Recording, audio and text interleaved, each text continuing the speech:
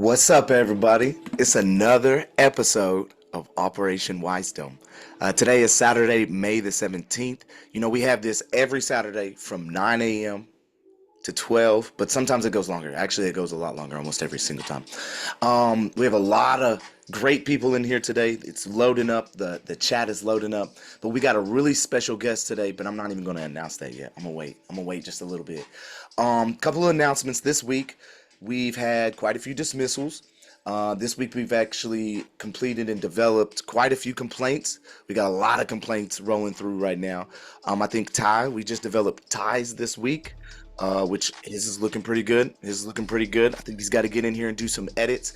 But again, this is what we do on the back end through Discord, Operation WiseDome. We're steadily working.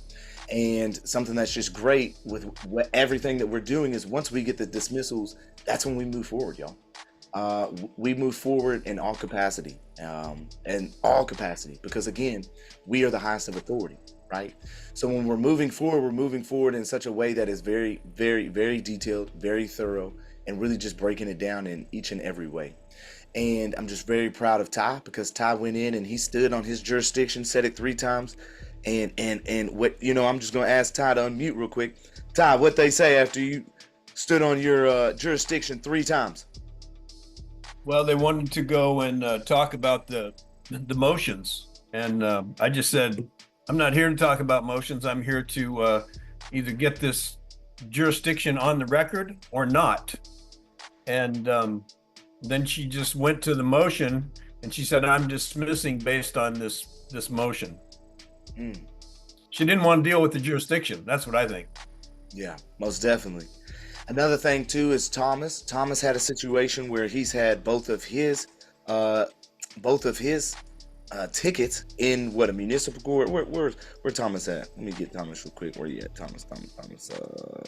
Ask to unmute. Thomas, on yours, you did a different process though. You went through like a trust process. Am I correct? Yes. Okay, and yours were dismissed right off the jump too, as well, right? Yes, they were. Most definitely. And so yesterday, me and Thomas and his lovely wife April, we ended up working on his complaint to move forward. And again, very detailed. Time to move forward, right? So these constitutional violations, again, that we're getting dismissed, we're actually going and moving forward to get action on the back end. Talk to him now. Say hello. If I had Chloe, she'd be talking right back. She'd be right back talking. So we're moving forward. Another thing that's pretty crazy that we're moving forward with is oh my gosh, Miguel. I wish Miguel was in here. I would love to tell Miguel's story because it's just getting crazier and crazier and crazier. But we finally are getting action in the Supreme Court to where they're answering, and we're going to start getting some movement there. And then we're also just about to get done with Luis Delgado's injunction. His whole process. Again, he's going against the Department of Homeland Security, as well as U.S. Customs and Border Patrol, as well as UCIS. So pretty big deal here on that one. And we're going against them just due to the fact that we've seen, as of about a week and a half, 2 weeks ago, we saw Border Patrol actually get an injunction granted. I was pretty amazed to see that, but that good old Operation Return to Sender, hey man, that shit's illegal as fuck, bro. And you ain't gonna have massive sweeps of people just doing whatever you want to do to them. So we got a lot of action that we've been doing this week. We're finally getting a lot of bigger things kind of closed up. But it's just pretty amazing to see that, again, all of y'all are coming through and look at all of y'all's edits. I see a whole bunch of names coming through and you're editing your documents and you're doing what you're supposed to do as far as empowering yourself. And we've got over 632 projects. So pretty amazing to see that we're just working the way that we are working. And I just want to let y'all know, if you're new, if this is your first time, you've been here a couple whiles and you're not in the Discord, you need to get your ass in the Discord. Okay, like, I don't know what you're waiting for, but this is where we're doing all of our work. Again, everything is open, we're transparent, but we're empowering each other. And with that being said, I just want to move on to the next section or segment, which is if you are here for the first time. Do we got any people here for the first time at all? Yes, no, maybe so. No go. Cool. Y'all all veterans in this thing. Watch out now. Fam bam. Let's get it. So what I wanted to do next is I wanted to bring on Alira. Alira, I want you to kind of just briefly speak, or however, you don't have to briefly, you can take as long as you want, about who we have as our special guest today. today we are going to have Dr. Frederick David Graves from the online jurisdictionary course of howtowinnincourt.com. He has had 39 years of courtroom victories and over 4 decades of practicing law. The founder of the first web-based self-litigation program, which was established in 1997. Ouch! Sorry. Ouch, Jasmine. Always got to interrupt.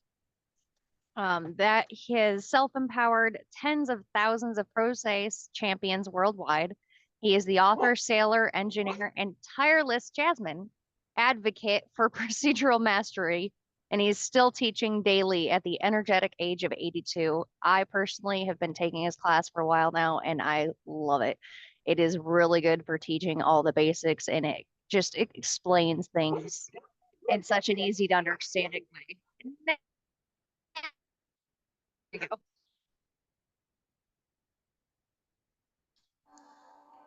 So, Dr. Graves, welcome. Thank you. This is Operation WiseDome. We're so glad to actually have you here. We've actually read from your documents quite a few times. And what I wanted to do is allow you to come through in the show right now and just kind of introduce yourself. Tell us about who you are, what you do. Bless us with your presence, please. Okay. All right. Well, thank you for your interest, all of you. I'll start out. Oh, thank you, Doug. Right back at you. I was a fishing boat skipper, and then I was an ocean navigator, and I was a carpenter. I was just a regular guy. Lived on sailboats for almost 10 years of my life, and I wasn't anybody. I didn't have any great skill other than I do know how to navigate a ship at sea, and that's about it. I knew where to go catch fish off Key West, and that was my life. And I built a 33-foot double ender, if that means anything to any of you. It was a gaff rig catch, a big sailboat. And I was up in New Jersey along the Jersey coast, and I came into a place called, it was Brielle, Manasquan, Brielle Inlet, and there were some guys building a big catamaran. And I got to be friends with them. And years later, one of them went to law school, and he got a law degree. And we'd been sailors and played guitars and done stuff. And so he challenged me, and he says, well, why don't you go to law school? And well, you guys in here, you know what it's like when another guy challenges you. It's like, no, we're not going to listen to that. We'll go ahead. We took the LSAT, and turned out I scored really, really high, really, really high. So I was teaching in a Christian school in Orlando. I've told this story dozens of times. And I told the headmaster, I said, well, here's the thing. I'll apply to one law school. If they accept me, I'll go. If they don't accept me, I'll stay here and teach in your school here for the rest of my life. I enjoyed it. It was a nice life. Well, they accepted me. So I went. And 3 years later, I started practicing. But I hope you're all paying attention. I'm not trying to put you to sleep, but trying to be as entertaining as I can. Well, I think what's cool is that you're giving us your backstory so we kind of know who you are and your character. Well, I love it. So please keep going. Well, the point is, just a regular guy. I wasn't born with a silver spoon in my mouth. And, I worked my way through college. I worked my way through law school, all of that. But anyway, so when I graduated, I didn't start law school. I was 39. Almost every other student in the law school at that time, we had a class of about 125. All but 2 of us were in our early 20s. And here I was pushing 40, and so was this other fellow. And so when I got out, when I started going to court and going to hearings and arguing motions and so forth, I was already 42 years old. And, to use that expression, been to the city. I've seen the elephants. I wasn't wet behind my ears, and I had a totally different viewpoint, a totally different attitude. In fact, I had an attitude. I had a big attitude because I saw that this thing called the bar had been barring people and keeping people out by hiding the truth, hiding the rules, hiding the the tactics, telling people, well, you can't represent your corporation, and all these different things that go on in order for lawyers to make more money. In fact, I've just finished a book called License to Steal. That's the name of the book, License to Steal. I don't have a publisher yet, so if any of you know how to get me a publisher, be sure to contact me later on. I got you, bro. We know how to Phone do numbers, phone numbers on the website. License to Steal: Confessions of a Bar Lawyer. So anyway, I struggled with this for 10 years, and I started getting really good at it. And a friend who recently passed away, he said, well, we got to get you a website. And I said, his name was Fred. I said, well, Fred, what's a website? I didn't know what a website was. 1997. So he said, what do you want to call it? And I said, well, let's call it Jurisdictionary. So we did. And right off the bat, people really liked it. So I started working at it and, working for clients during the day and then working on the Jurisdictionary and building it up, building it up, building it up.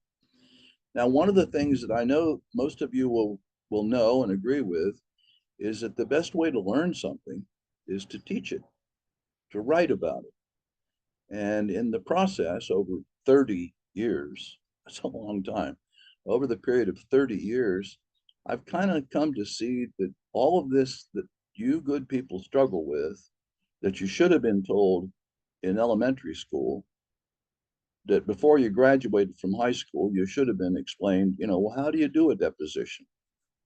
How do you get evidence in a deposition? How do you hand the other side a document and say, you've been shown what's marked Exhibit 1 for identification? Do you recognize that? Do you see your signature on it? Is that your signature? And all this with a court reporter writing it down.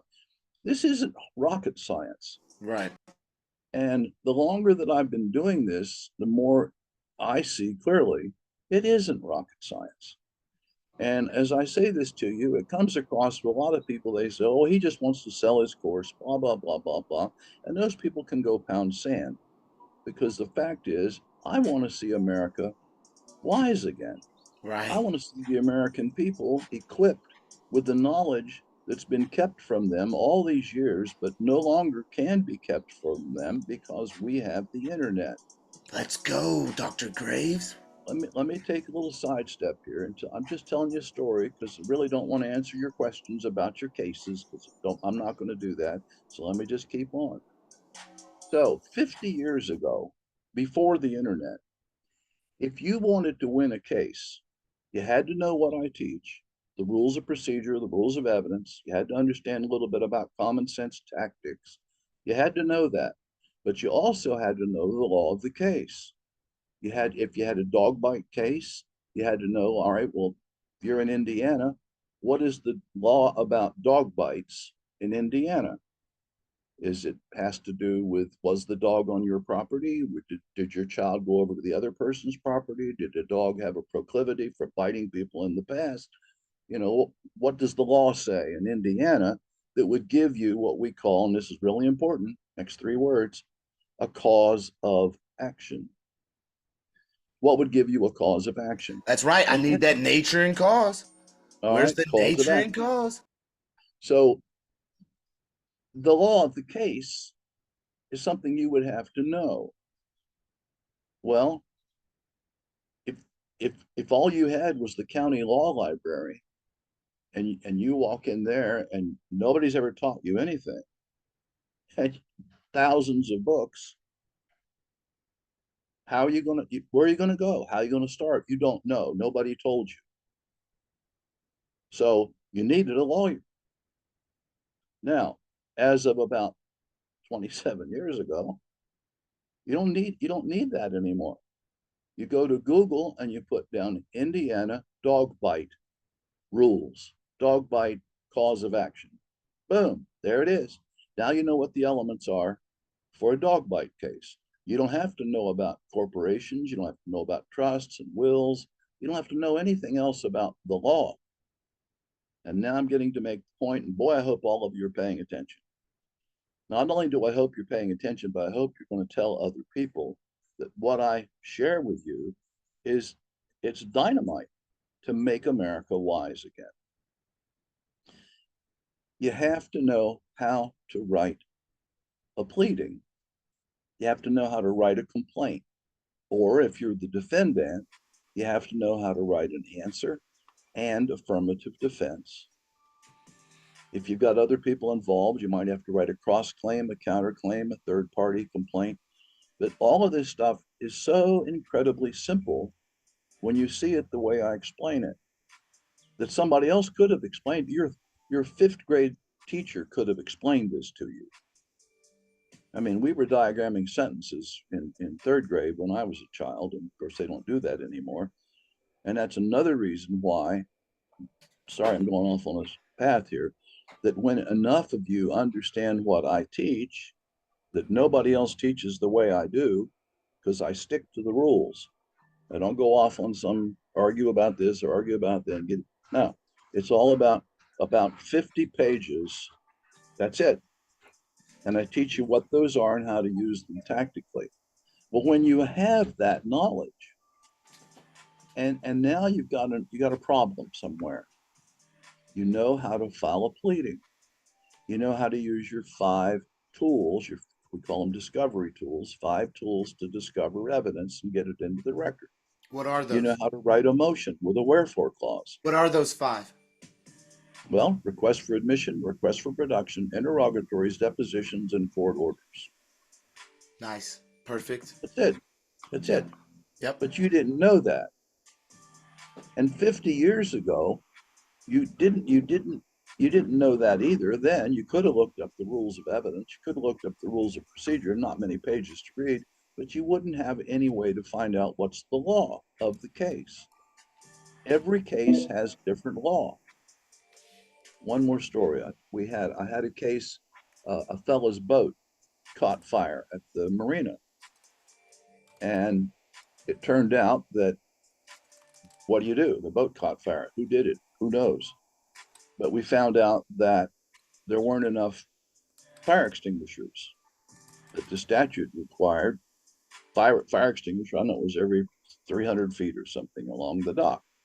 Well, they didn't have that. So I had to go find out what the law is. Every case I had, I would go find out what is the law that applies to what my client came in here and told me today. That's the beginning. But it's not hard to do. And for the first time in the history of the world, let me say that again, for the first time in the history of the world, each and every one of you have this thing called Google, and you can go find out what the law is with regard to whatever it is you're fighting. Yep. You don't have to know everything. Yep. Supreme Court justices don't know everything. Right. They don't know all the law. Yep. But they know the rules. At least we hope so. Sometimes I wonder. Facts. Maybe you don't. But yeah, they're getting better, especially around qualified immunity. We read this 63-page report that came out last year. Oh man, I can't remember his name right now. It came out of a Mississippi district judge though, and before even discovery came out, he had wrote 63-page report on qualified immunity and how he referred, Section 1983 claims, of course, all the way back to its original formulation, which was 1871 Ku Klux Klan Act. And throughout the whole 63-page report, where we would normally say a 1983 claim, he put in there Ku Klux Klan Act, just to enforce how much he was trying to relate to. This is how long-standing this is. But I feel like in that 63-page report, it allows us to utilize everything that he utilized to dismiss qualified immunity in anything that we was to bring forth if we needed to combat that qualified immunity aspect, right? Because he put it in such a strong aspect that we can clearly see that qualified immunity is literally hanging by a thread right now. across the nation.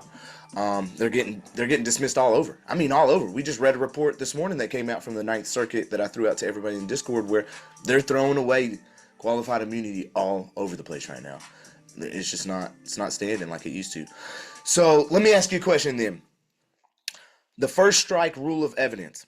In your experience, which single evidentiary rule, when wielded early, most consistently shifts momentum in favor of a pro se litigant, and how can we design a repeatable protocol to deploy it within the first 10 minutes of a hearing?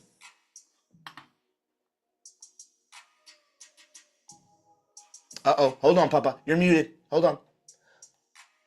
on, Papa, you're muted. We didn't hear you. Hold on. All right. So I didn't bring a notebook, so I didn't write that down, Cam. And I just I want to go You want me to on. repeat it for you? No, I don't. I want to go on and make my point earlier because I think it's important we stay focused. Okay, if you don't mind. All right, here we go. Okay. So I've been dealing with people now for 30 years. They send me emails. I go visit their Telegram groups. I go try to find people that are completely confused, out in the weeds. And they're going to court and they know the law. And maybe some of them even know how to cite a case. And a lot of them know how to, they say, well, the statute says this, therefore I should win. And we're trying my best to try to get people to understand that's not good enough. You can know the law, but it doesn't make you win. You can't win if you don't play the game. You have to understand the rules of procedure and the rules of evidence. You need to understand all of them. You need to understand those 5 tools of discovery: request for admissions, request for production, interrogatories, depositions, and court orders. I'll give you an example. I had a judge one time order the sheriff to have his deputy go with me to a pharmacy, take everybody out of the pharmacy, and lock the door. That was a power that belongs to each and every one of you if you have a case that involves the facts that I had in that case. I had another fellow didn't want to tell me about his gun collection. So I was able, using the same tools and weapons that are in my course, to have the judge and call the sheriff and have the sheriff pick this fellow up and put him in the jailhouse until he was willing to answer my question. But this all has to come to you by the rules, playing the rules like you'd play a game of chess. And too many, I have found over the years, too many really good people with good intentions, they learn the law and that's it. And now they're all upset because nobody's listening to them. They're not able to get the judge to understand them. The judge is ignoring them and they want to blame the judge, blame somebody. And they're not using the tools that they have, pleadings and motions and discovery. There aren't a lot of tools. Your toolbox doesn't have a whole lot of tools in the toolbox. And once you learn what those tools are and how to use them, then you're able to make the judge pay attention. I'll tell you another quick story. I had a judge in Palm Beach County, and we had a case that involved several $1 million. My client was a money manager, and his company had been managing quite a lot of money, maybe close to 200 million. And the people on the other side stole some of his special trade secrets, a customer list, and other things that identified these very, very wealthy people that were investing with them. And I used a request for production, there that is again, against the other side, and requested them to produce a contract that they already had between them to split up, I think it was $4.3 million that they were going to share when this information was stolen from my client. And when I got the document, I hope not putting anybody to sleep, much of it was redacted, probably half of it. They'd taken a big black marker and they said, well, you can't see that, that's trade secrets. And I found the law in the 4th District down there in Florida, And it said that the judge has to examine that document and decide if what's redacted actually constitutes trade secrets. And I'll never forget it. And you will run into this. I'm trying to tell you the story because you will run into this, and then you'll be angry. If you don't pay attention to me, you'll be angry instead of having fun. I had fun. The judge said, well, Mr. Graves, I don't have time to read that.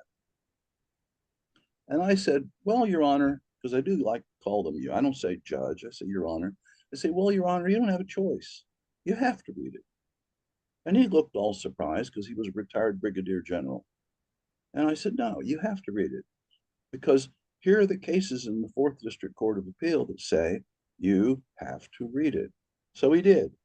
And it turned out that all these things that they'd marked out really weren't trade secrets. They were just hiding this corrupt criminal act that they were involved in. Now, how did I do that? Tactics. What did I use? The rules. And when you don't know the rules, and you don't get very far. And I see this every single day. Every single day. I get on the Telegram groups. I try to help because I'm really trying to help people. Well, My this one real here, motive- we be knowing about some of them rules, and we be knowing about them evidences, and we be using them. And so that's why I wanted to ask you some of these questions, just to see where you would be at as far as when you speak on tactics. Well, I'll try to answer the question you asked earlier, Ken. But the point is that it depends on the circumstances. It depends to know what rule of evidence is going to apply. Depends on the. Just a minute, please. Okay. Okay, I told that person I'd call him back. Yeah. It depends Sure. on the situation. There's Yeah. not any simple answer to the question. No, I Because get it. I get it. every But what I'm case is saying different. is just one that's, it consistently always shifts the momentum in favor of us in our proprietary Depends. persona sui juris It capacity. depends. It Okay. depends. hmm So You've got let's have someone here that's relevance. unmuted that So just gives a situation. What would you okay, think of Alira? What would you think of Ty, Mitch? In as far as a situation that would be most favorable, which single evidentiary rule, again, when yielded early, most consistently shifts momentum in favor of a pro se litigant. It's, I mean, in any situation. I have a little Jurisdiction. scenario, if that'll help.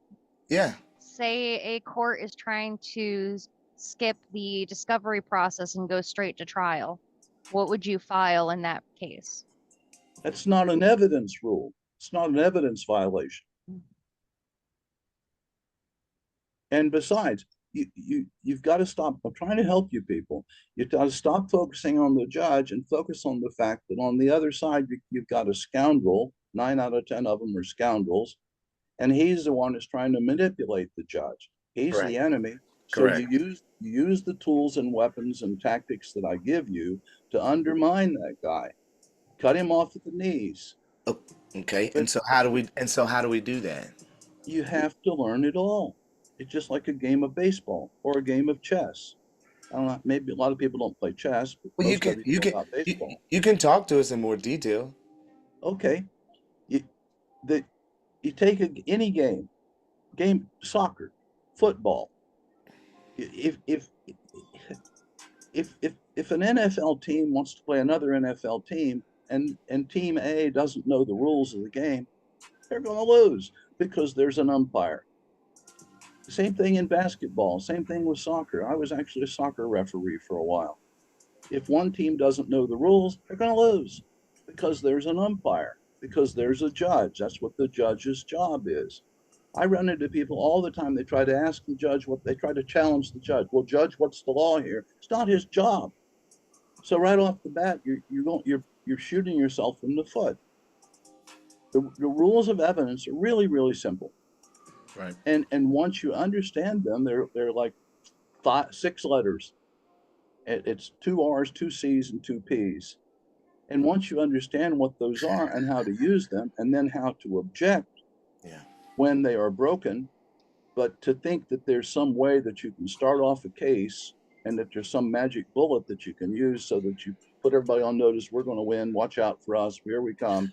Well, That just small things at first, because although we have some people that are moving into more of an intermediate aspect, right, from the beginner stage, um, we're trying to get ourselves more advanced, and as we are, okay. things such as like judicial notice on the record are very Well, important, you right? know, you can't you can do that later on. That's something that you can do. But Yeah. you first thing you do is you have proper pleadings. I'll Okay. tell you another quick story. Someone And there's a what? guy, he's very, very popular. I met him 3 years ago in Uh, Pennsylvania. I don't want I've to lose never, this one. Remember the Pennsylvania guy, but I don't want to lose this one. When you're saying your pleadings, are you speaking in declarations or affidavits? no, no, Okay. Oh, whoa, whoa. neither Calm one of down on me, those is a Graves. pleading.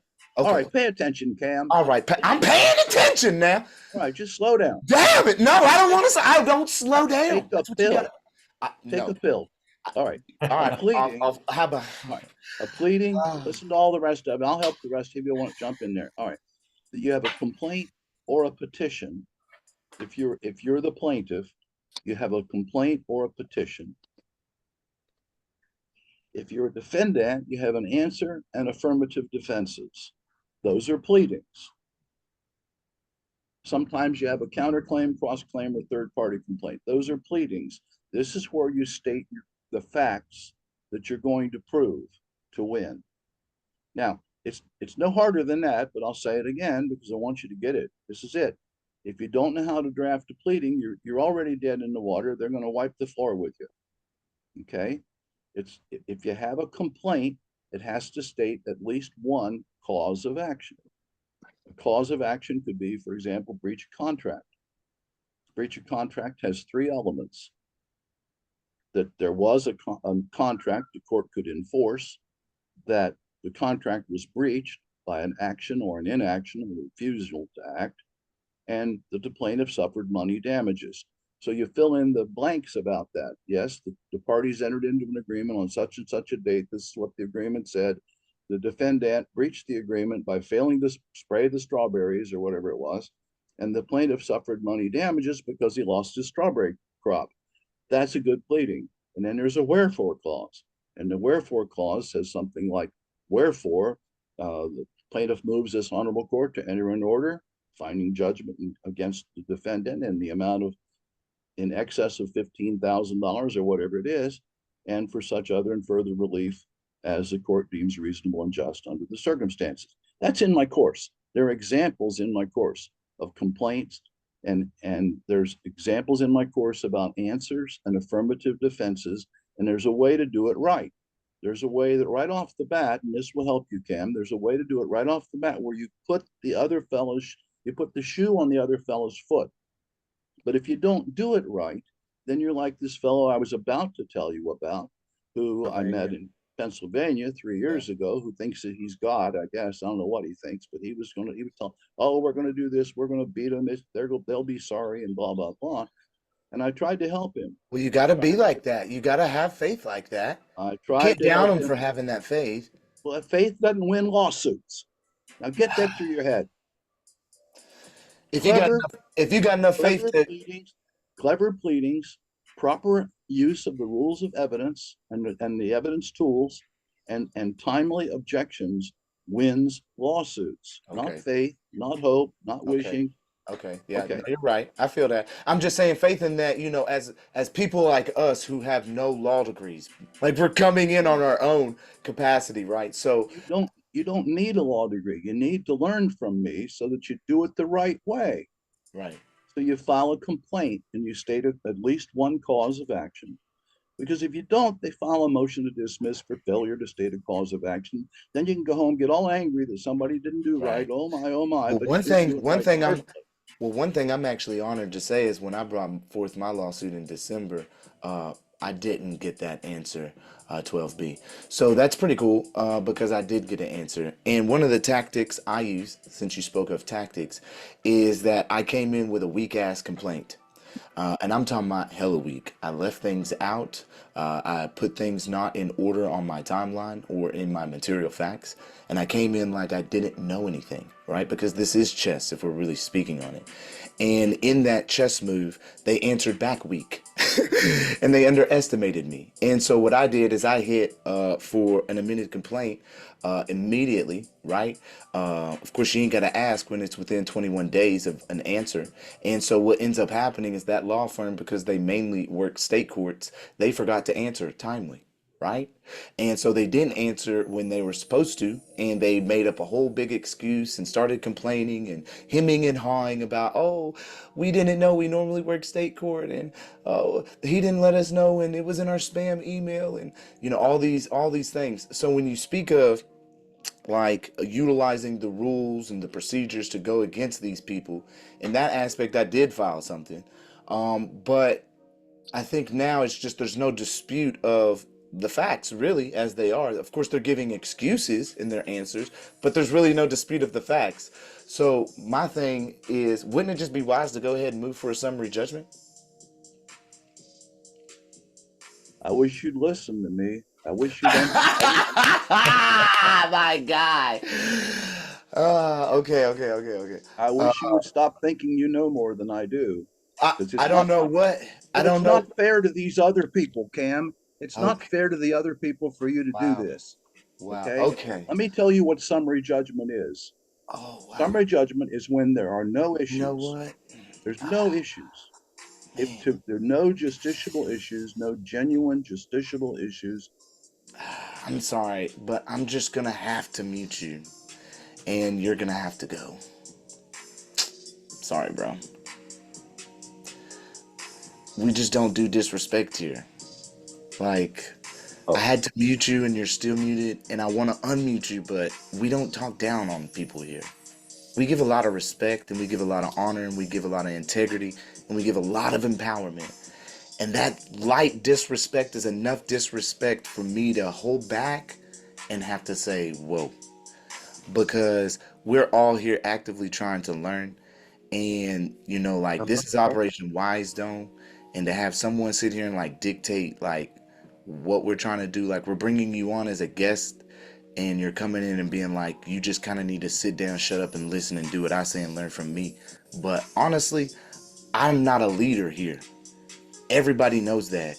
We collectively come together and work. That's what a mastermind is. So if you're saying we just need to come to you to learn, then maybe you're not the right fit, because we are a collective body of individuals that come together to make one mind. There is not one single person here that has more power than anybody else.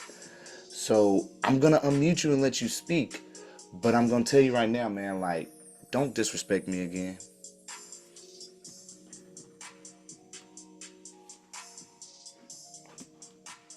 Hey, I got a question. Okay, you mentioned summary judgment, Cam. I hope the other people are listening. I see this quite often. People think that's a quick way to win the lawsuit. It only works when nobody is disputing any fact that is material to the outcome. The very fact that the other side filed an answer creates the dispute. And the reason I got hot about this is because I've seen so many people suffering, because they don't know what a summary judgment motion is. I'm not trying to insult you. I just want everybody that's listening to me to know the truth. I Summary get that, judgment bro. And only it's all works. love here, but you gotta kind of like Okay, treat us well, like I'm we I'm equal. trying to love you with some truth. Okay, And the sooner we allow the truth to penetrate through and we get to where we all understand that there is a way to do this, there's a right way to do it. It's easy to learn, but you have to do it the right way, because you're not going to get success otherwise. for sure, for sure. Okay, so you start with the pleading, and then you have discovery, and you force these facts into the record that in the pleading you alleged you were going to prove. These are the facts I'm going to prove. And the other side has a chance to dispute those facts with his answer. And right off the bat, the game is begun. It Right, begins with the pleading. right. Then when he disputes the fact and he says, well, I sprayed the strawberries. Well, I know he didn't spray the strawberries, so now I have to prove he didn't spray the strawberries. And that's what the 5 tools of discovery are for. And when we get through all that, then maybe if we do it right, and if the facts and law are on our side, then we can get to the point after the discovery proves all these things, and we've resolved all these issues of material fact, then we do many times file a motion for summary judgment or a motion for a directed verdict. Right. Case is over. But if there's still a disputed issue of fact that would change the outcome of the case, then you don't file a motion for summary judgment. Okay. Again, I'm not trying to sell my course, but there's a whole class on You summary should. judgment. No, wait. You should sell your course. But I'm just trying to let you know, like, I ain't got no problem with that, bruh. I be having everybody come on and sell their shit. Like, that is perfectly fine with me. My thing is that don't be like, I'm not going to answer the questions just so you My can hat's get my off. course. Like, bro, we deep with it, bruh. No Like, hair. All right, here we go. we deep with it. You know what I'm saying? Like, we in the trenches. All right. Like, I literally have like 4 lawsuits right now I'm pursuing. So it's All right. like, I'm in it, bruh. I'm in the trenches. So All you right, got to so let treat me- us like we in the trenches because we in the trenches. All right. Yeah. So in the May I? reference menu, I have a class that covers summary judgment. And in that class, I have 2 forms, sample forms. Actually, they're actually actual forms. I changed the names of the people, and they're actual forms that I used. Both of them won. Actual cases. I didn't make it up. Those I didn't make up. They're actually cases that actually won. And there's a memorandum in opposition to the other side's motion for summary judgment. And then there's a motion for summary judgment. And it shows you how to do this. It shows you step by step what it looks like, where I cited the cases, what I had to say, and how I said it. So each of these things, I like to tell it this way, Cam. Each of these is a tool. Mm-hmm. Now, real quickly, some of you guys will, some of you ladies will enjoy this too. When I was a boy, my daddy caught me using a screwdriver as a chisel. And I got a whooping. And he explained to me with his belt on my backside that a chisel is a chisel, and you don't use a chisel as a screwdriver, and you don't use a screwdriver as a chisel, because each tool has a different purpose. Same thing in what you're going to find out when you go ahead and dig into my course and begin to see how simple it's all laid out, that you have several tools. You have pleadings, you have motions, you have 5 discovery tools, and really that's the bulk of it right there. Once you've mastered that, and then the most important 2 things, the rules of evidence and courtroom objections. Those 2 things right there. It will take you about 2 hours to go through my class on evidence. Okay. And I try to make it as simple, as straightforward. You don't have to be a genius. An 8th grader can understand it. Yeah. But I go through so you understand that this is what the rules of evidence say. And what they do is they tell that they're a filter. It's like a filter. It will filter out the stupid stuff that the court doesn't need to hear, the jury doesn't need to hear it, or it will make sure that the good stuff comes in and the jury does hear it. That's what the rules of evidence do. They're a filter.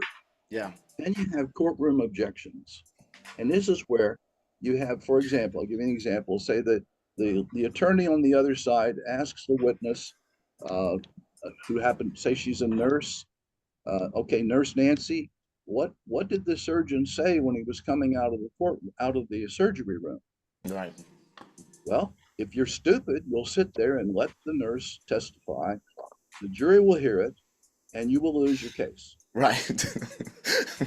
Or if you're on your toes, you drank a lot of coffee that morning and you're listening very intently and you do not trust anybody ever. Don't Ouch. trust anybody. Then what you do Off. is you say, objection, hearsay, don't let that witness speak. Then you get forceful about it. You're not rude, you're just forceful. Right. Objection, hearsay, that's an out-of-court statement. If you want to know what the doctor said when he came out of the surgery room, bring the doctor. Let the doctor tell. Now, if you don't do these things, you lose. And when you lose, it's not the judge's fault. It's not the lawyer's fault on the other side. Yeah. It's that you didn't play the game tactically the way I think I make it crystal clear. And I don't think there's another human being on the planet that makes this as crystal clear as I make it with my course. Well, you know, it's what's kind of become even more crystal clear to us, I think, and Mitch, I'll get right to you, Papa. You can put your hand down. I got you. Is that what we're starting to see is that beforehand, see, I just kind of got into actually publicly bringing this all about, since like December, bro. So when it comes down to it, I've always stayed in the background because I didn't want to have the publicity, actually. And what's crazy to see is that I have been seeing how people are going against the court as though it's the court's fault. And especially within these municipal or district courts, right? We're getting a lot of these quasi-criminal cases being brought forth against people that are really not applicable. Crimes that are actually violations or whatever you want to label them. They're nothing. But the case being, though, is we have to sit here and articulate ourselves in a manner that is utilizing the court Yes, to move in our favor and not yes, attacking them. And then actually now what we're doing is we're actually going into the DA's office beforehand and acquainting ourselves with the district attorneys and putting ourselves in the aspect of saying, well, hey, let's work together on the actual constitutional violations of the officer so that you're not involved in the malicious prosecution aspect, right? When we bring forth these 1983 claims. And that's actually proven successful. like multiple times now. Like we're going in as an attorney would, right? A bar card. And we're coming in that power, knowing who we are and stating, hey, look, I know you're busy. You've got serious things that you've got to worry about, and I know you see the worst of the worst in this world. And instead of having to worry yourself with me and the creator endowed rights that have been violated here against these officers, which I know sometimes you got to back them, but in this scenario, and we're coming in that approach. Like this just happened to me. What, last month? I came up and did the same thing. I said, well, what do you want to do with it? He said, man, we're just going to motion to dismiss. Cool. Thanks. Appreciate you giving me the green flag to move forward in my civil suit without any complications, right? So I think what's amazing in this aspect is we getting in it. But I do I don't know. I want to ask one question. How do you feel about TROs and permanent injunctions or declaratory or preliminary injunctions based on irreparable harm? Have you ever used any of those? there's there's a section in my course on that's a cause of action. Yeah. Is a petition for a temporary injunction. That's the way you start. Yeah. And there's there's sample forms there. Now let me ask And you this. as far as declaratory judgments, Mhm. those are sometimes limited by statute with regard to what you can do, because it has to meet certain standards. But once Right. you meet the I standards, got one. I got one. which you need to allege all of the necessary standards, Elements. or Yep. it'll be kicked out. Yep. So what I wanted to say is I think I found one that is pretty damn deep. And we're using irreparable harm. And I know you know about that term, irreparable harm. I feel as though it's probably the deepest aspect of what we can utilize in relation to injunctions and stopping, stay, or tolling the courts, right? So, at least on the lower realm, so that we can get that higher realm of constitutional liberties, life, liberty, pursuit of happiness, right? Those can't be broken. those can't be broken. Those supersede everything. And that's what we go after, right? And that's what I talk about in both of my books that I've released, right? We've got both of my books sitting here. So I just want to let you know I'm an author as well. But I think irreparable harm and injunctions is where we're going to see the most success moving forward in the next decade or so, right? Because they're going more on the creator endowed rights, which can never be broken, to bring forth some kind of statute that would then imply a violation of our just existence. And I wanted to see, would you agree that injunctions are probably one of the more deeper aspects, especially with irreparable harm, to kind of stop further proceedings? It depends on the facts. Yeah. Every case is different. Every case is different. Depends on the facts. And irreparable harm is a cause of action. It's part of the cause of action for an injunction. Yeah. It's one of the elements, but you have to prove the other elements, all of the elements. Right. And you have to allege all the facts that you're going to prove. So you allege all the facts you're going to prove in your pleading. Then you have a wherefore clause. Yeah. And then the other side has to respond to each of those facts you allege one by one. Each numbered statement they have to answer one by one. And when they do, now you've got them. Now you know where they are. You know what they're agreeing with. Now we don't prove that. They've already agreed to it when they filed an answer. And then the things they disagree with, you use your 5 discovery tools, which are very, very powerful. And Okay. if you use them tactically, then you get all the facts into the record that are necessary. Then hopefully you'll be able to file your motion for summary judgment and end the case. But if you don't get all the facts in the record because you don't know the rules of evidence and you didn't use the objections properly and your opponent was allowed to get evidence into the record that should never have come into the record, then if you're a victim in a criminal case and you've been accused of a crime you didn't commit and you don't stand up and do the objections properly and you don't know the rules of evidence so that you know what to object to, you're going to prison. Right. And it's not the court's fault. It's not the prosecutor's fault. His job is to prosecute you and put you in jail. And Oh your my job God. is to What? defend May yourself I? by knowing May how I? and when and why to object. We'll let Mitch go first and ask a question, and then I did allow, freely to unmute, but there is still no interrupting like that. So Mitch, you can go ahead and ask your question, bro. Okay. Hey, Dr. Gray. Yeah. I get confused in some of this stuff because when people talk about one of the first things you got to learn is the rule of procedures and the rules of evidence. Yes. Now, this mainly pertains to criminal actions. Either one, criminal or Are civil. civil actions, does it also apply to civil actions? Absolutely. So they're the same procedures, they're not separate. No. Criminal procedures. Criminal procedure is different from civil procedure. However, the rules of evidence are the same, and the use of courtroom objections, which is really it's like your saber. Mm-hmm. It's like it's not. I don't want to say a shotgun. It's like a rifle. Mm-hmm. But you have to be on your toes. And when you do, let me address it this way, Mitch, if I may, for the benefit of everybody.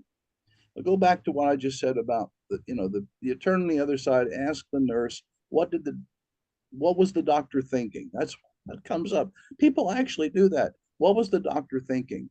And the objection there is objection calls for speculation. Now, if you don't wait till after he speaks, like these stupid people on TV dramas where you see the lawyer and then the judge says, the jury's instructed to disregard that. That's nonsense. We don't do that. We forcefully stop the testimony before it comes in. We stop documents before they come in because we know the rules of evidence forward and backward, and so will you in just 2 hours. 2 hours. You'll know it. And then I want you to go over it and over it and over it, 6, 8, 10 hours until you absolutely have it in your guts. And then the other class, objections, it'll take you 2 hours to go through my class on objections. And when you do, now here's the kind of thing you can do, you see.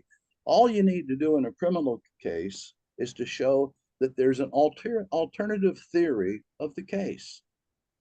And as soon as there's an alternative theory of the case, now we can't prove beyond exclusion of any reasonable doubt because we created reasonable doubt. And you do that by objecting on the record, but you can't object if you don't know the rules of evidence.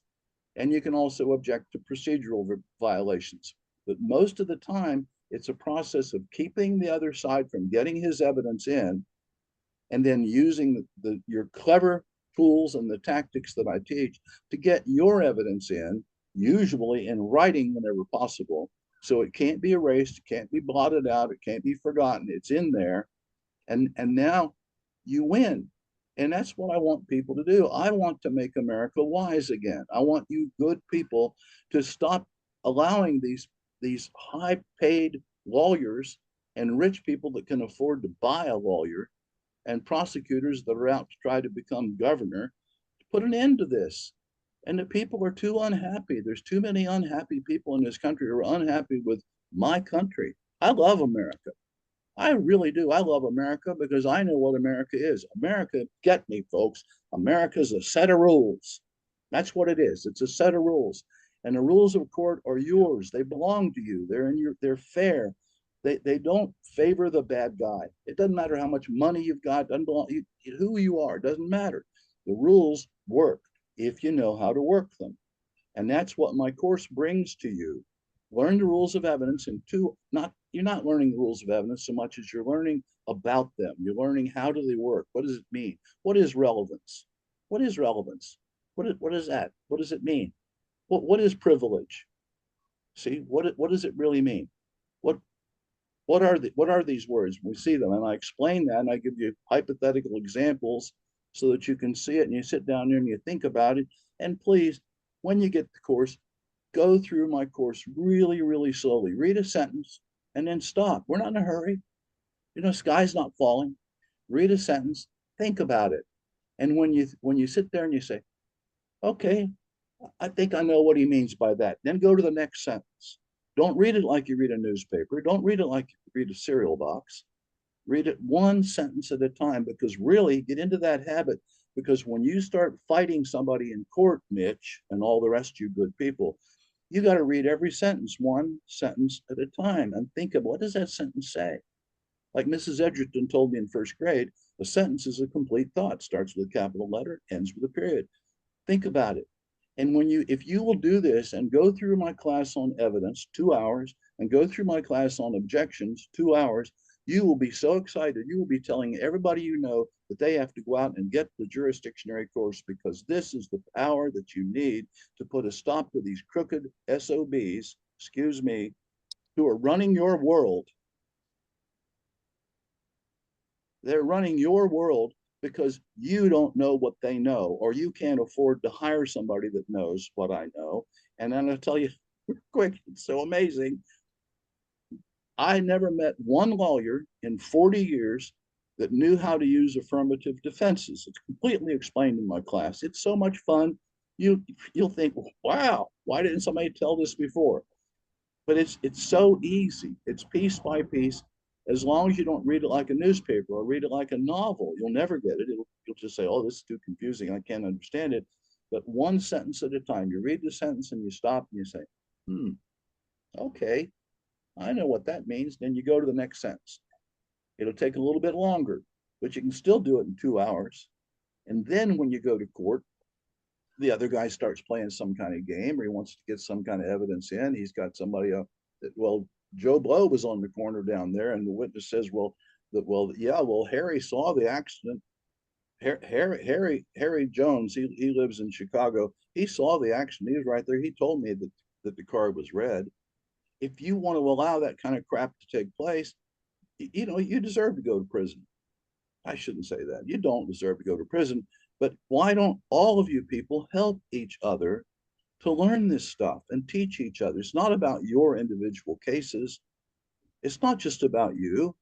It's about everybody on this planet is being taken advantage of by crooked lawyers and judges that are kind of stymied. It's not their job to work for you. It's like an umpire in a baseball game. You know, he's calling balls and strikes. That's his job, balls and strikes. That's it. And people are going to court that don't understand the process and don't understand the system, end up getting angry at the system. And there's nothing wrong with the rules. The rules are great. Yeah, well, we don't have a lot of that here, and that's what's pretty cool. So you're speaking about teaching each other. So offline, we have 434 people, and then we have another 35 people online. This is our Discord, right? And like you're saying, collectively work together. So we have over here on this left-hand side, which you'll notice is where we just do a lot of chatting. But we got, general WiseDome chat, right to travel, traffic law reform, all of our documents, review videos, DOT and passports, our recent event out in Austin that we had, the AI prompting and development jurisdictionary study group. See, so we do have people already that just started this and started doing it. We have the Kevin Closer way, which is more common law. And then what you'll notice is we're actually working on a trust game series right now. So getting our trust set up on the more deeper aspect, pulling away from all of those crazy trusts that literally are out there and applied against us. And then we have a whole bunch of civil cases, right? So we got a whole bunch of civil cases, and everybody's is open up to look and see what's going on. Okay, like everybody's is open up. So you can get in here and at any point in time, anybody can come in and check out what's going on, and we all do work. So you'll see James, Good. Zeke. So yeah, man, this is deep, and this is with everybody. You know, everybody be off in their shit and be having all of their situations going on as far as updating.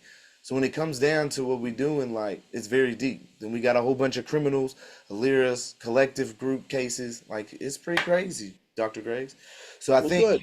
yeah, I we think you ought to add a category there, rules of evidence. rules Have a of evidence. category there, courtroom objections, and have a group get in there and learn those things, master it. That's probably gonna be within the. That's probably gonna be within the jurisdictionary study group for sure, for sure. Yeah. Okay. Hey, May where do we I? go We can make where do we some go to threads get in your there. case? Wait, not all at one time now. Y'all calm down. What's up now? May I? Yeah, go May ahead. I speak? Thank Yeah. you.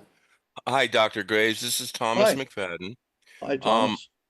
I've been teaching your material on a open Zoom calls on Mondays and Wednesday nights from approximately 3:30 to 5:30 or 6 o'clock twice a week now for 1 year and 1 month. And I encourage everybody who has the time to come. It's free. We don't charge anything. You can come and learn and read. We also press the point that an auditory exercise which enables you to obtain more information and have the material be able to be recalled by using your headphones, muting your headphones, and reading aloud as one of the participants reads along. It's an auditory exercise that's been proven to increase the amount of information someone takes up. So again, I've been doing this for 1 year and 1 month. Alira's in this classroom, and I invite everybody for free. It's on Mondays and Wednesday nights. 3:30 Pacific Well, Standard why don't you Time, just do 6:30. this? Every time that y'all actually host that, you just post the link in the general or WiseDome chat in Discord. That's the best way That's to do it, actually, bro. I think Cameron, Alira's, that's yeah. actually, yeah, that's actually why we set up that jurisdictionary study group in the Discord. That's Oh, okay, for the study group. okay, cool. Yeah. And then like yeah, right before you do it every Monday night then you post that link directly where y'all are going to be at in general and in WiseDome chat and then boom, that pulls in everybody. All you got to do is tag at everyone and it'll notify everybody right out. That's the best way to do it. I And mean, then you can put it and then on one here, but it's like, you know. And then one more thing that I Green would and I highly got it. recommend people Yeah. do is that when they get involved with a court case, they get 3-ring binders. They print out the local rules, the rules of evidence, whether it's the federal rules under 901, the rules of procedure, et cetera, put them in a 3-ring binder and they study them very well. They tab them for the specific thing. So that's what I wanted to say. Dr. Graves, I might have a publisher for you to take a look at to publish it, and I'll call you privately and share that information with you. Okay, sir? Yeah, but may I speak to you, please, and speak to all of you about what's really on my heart? Just Sure. just Yes, just please. just a minute. Okay. And I don't want to offend anybody because I've read the Quran, two two two versions, different English translations. I've read the Book of Mormon, I've read the Bhagavad Gita, and I've read the Bible cover to cover. And the Baptist licensed me to be a minister, a Baptist minister, and all. So okay, I don't want to offend anybody else's religion, because what I have to say to you right now is not about religion, but it is about Jesus. Not about religion, but it is about Jesus. And if you have my course, when you get to the reference menu, there's a thing on there, Trial of Jesus, which I was able to put together from the notes of a dear departed judge, Judge Harry Fogel, who loved me, and he and I worked with Christian Legal Society. And he tells us the corruption in the court, now hear that word, corruption in the court, that convicted Jesus. And Jesus was nailed to a cross. Nails went through his hands and feet, and he hung there, and a whole bunch of other people did too. I mean, thousands of people were crucified to death. And here we are 2,000 years later, and the public, forgive me for saying this, I'm not trying to be pejorative in any way, I'm not trying to hurt anybody's feelings, but the public today remains in a situation where you don't know enough to be able to stand up for people like Jesus. You really don't yet.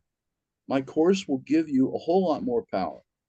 I'd like to think it would give you all the power you need, but you're going to have to get some power from the Almighty.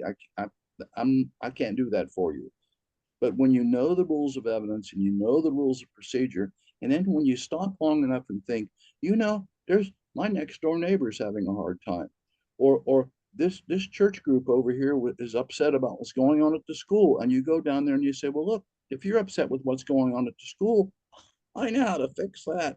We'll file a pleading. We'll make those people show up and sit in the witness chair. We will make them produce documents. We will make them answer questions under oath, and we will make them explain to us, why are the boys going in the girls' bathroom?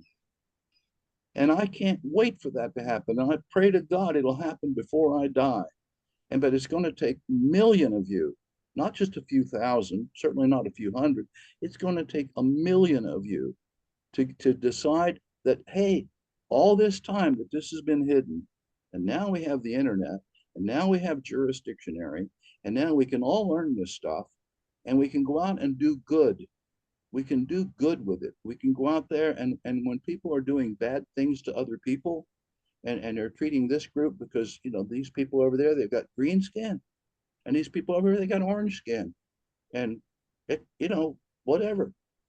We're going to stand up. Only this time, we're not going to have to hire a lawyer. We're going to, 3 or 4 or 5 of us, or a dozen of us, we're going to go into courtroom with some skillfully written pleadings, there's that word again, that state a cause of action, at least one, and we're going to get our foot in the door. And these evil people with these evil ideas that think that we should be spending millions and billions of dollars on our schools, that's one thing that just really rubs me the wrong way. And we're not even teaching children how to write, not even teaching them how to read a clock. Instead, we're teaching them all these bizarre, corrupt, wrong things, and teaching our children stuff that the children should never be exposed to. And some of it, I don't even want to say it here in public, but some of you know what I mean. But you have the power to stop it because you are Americans. And this power was purchased for you by the blood of boys and girls who gave their lives. What? For the fields of wheat? No. For the mountains in California? No. That's not what they died for. They died for your right, hear me out, to go to court, to call witnesses, to require people to answer questions under oath, to produce documents, and to answer for their crimes without having to hire a lawyer. And it's never been possible in the history of the world. And now it is. Where do we go to get your course? howtowinincourt.com. I'm putting a link in the chat right now. But I want to talk a little bit more. God bless you people. Please listen to me. It wasn't right. I talk to Christian people, and I'm a Baptist minister. I'm a licensed Baptist minister. And I say, well, it isn't right. They murdered him. It's in your Bible. It says from that moment they purposed to kill him. It's right there in the King James. I don't know what Bible you read, but there it is. They purposed to kill him. And they broke the rules. They broke the rules of court to get a conviction. Then they took him to Pilate.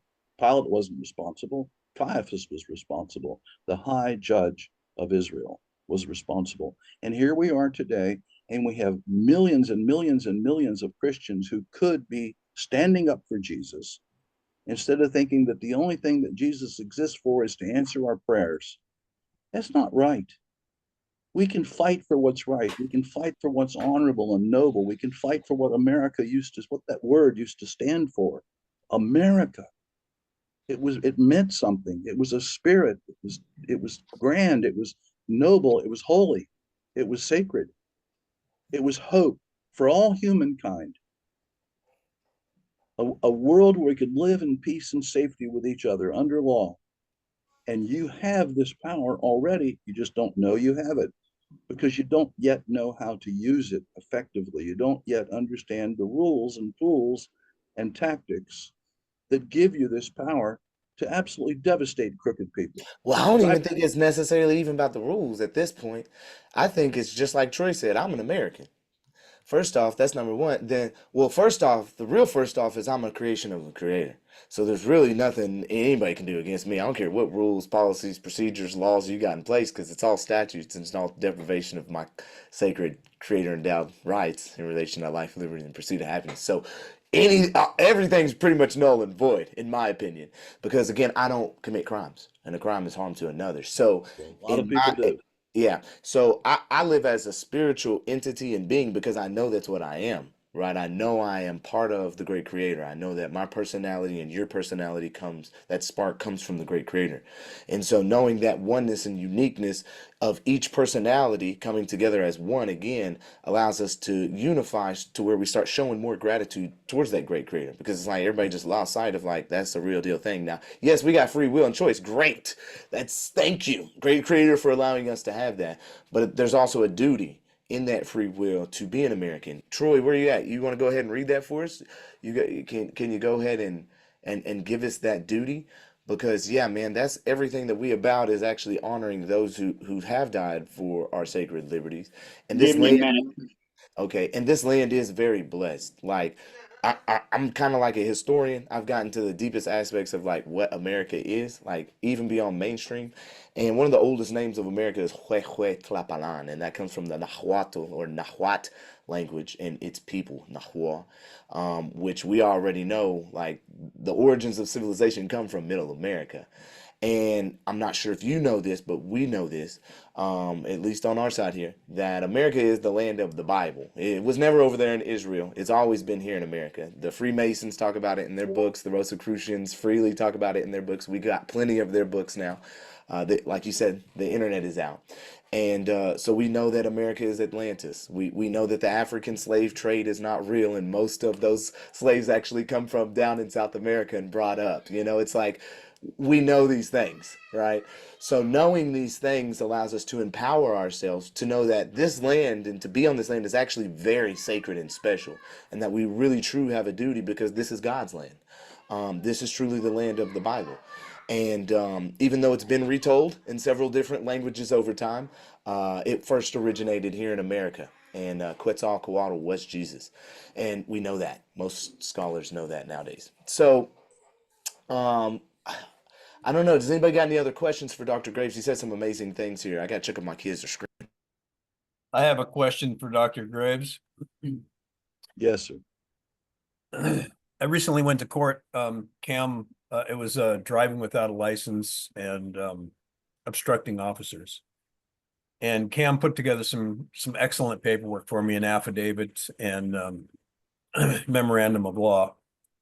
And you know, I'm not the smartest candle in the book, and I went in there and I had one thing on my mind, and you call your course Jurisdictionary, and jurisdiction was the thing that I went in there with.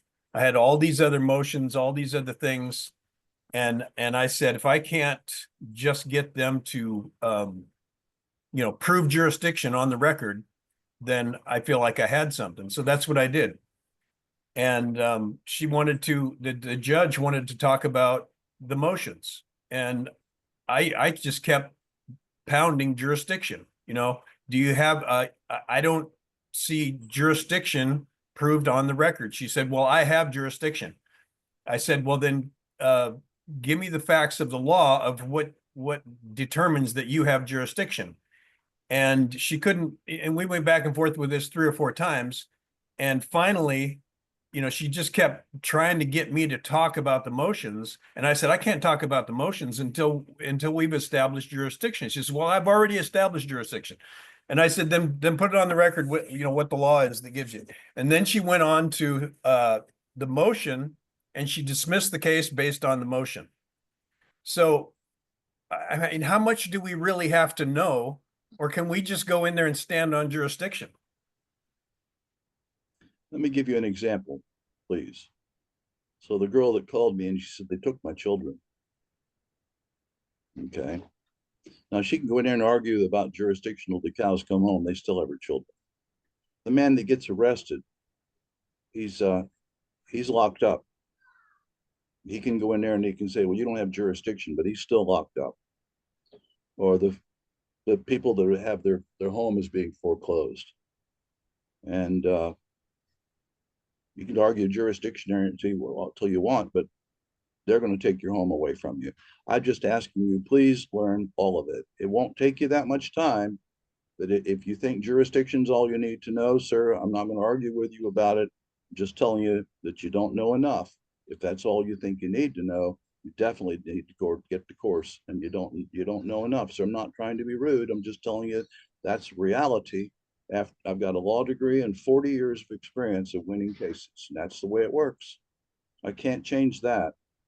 Yeah, that's why I asked. I'm just curious because Yeah. it just seemed like, if I just stood on jurisdiction, that was enough. But, and I'm not in jail and I don't have these other issues going on like you talked about. I just wanted the case dismissed, and that's what happened. Well, I just a real quick story. I had a case where somebody had filed it in small claims, and the limit in small claims was 5,000, but they were seeking, I don't know, 8,000, whatever it was. I don't remember what it was exactly. So I filed a motion to dismiss for lack of jurisdiction because the small claims court doesn't have jurisdictionary to hear a case for an amount in excess of $5,000. That was the end of that. That was over with. So they had to go refile in circuit court. But yes, jurisdiction can be raised at any time, but it's just one tool in your toolbox, just one.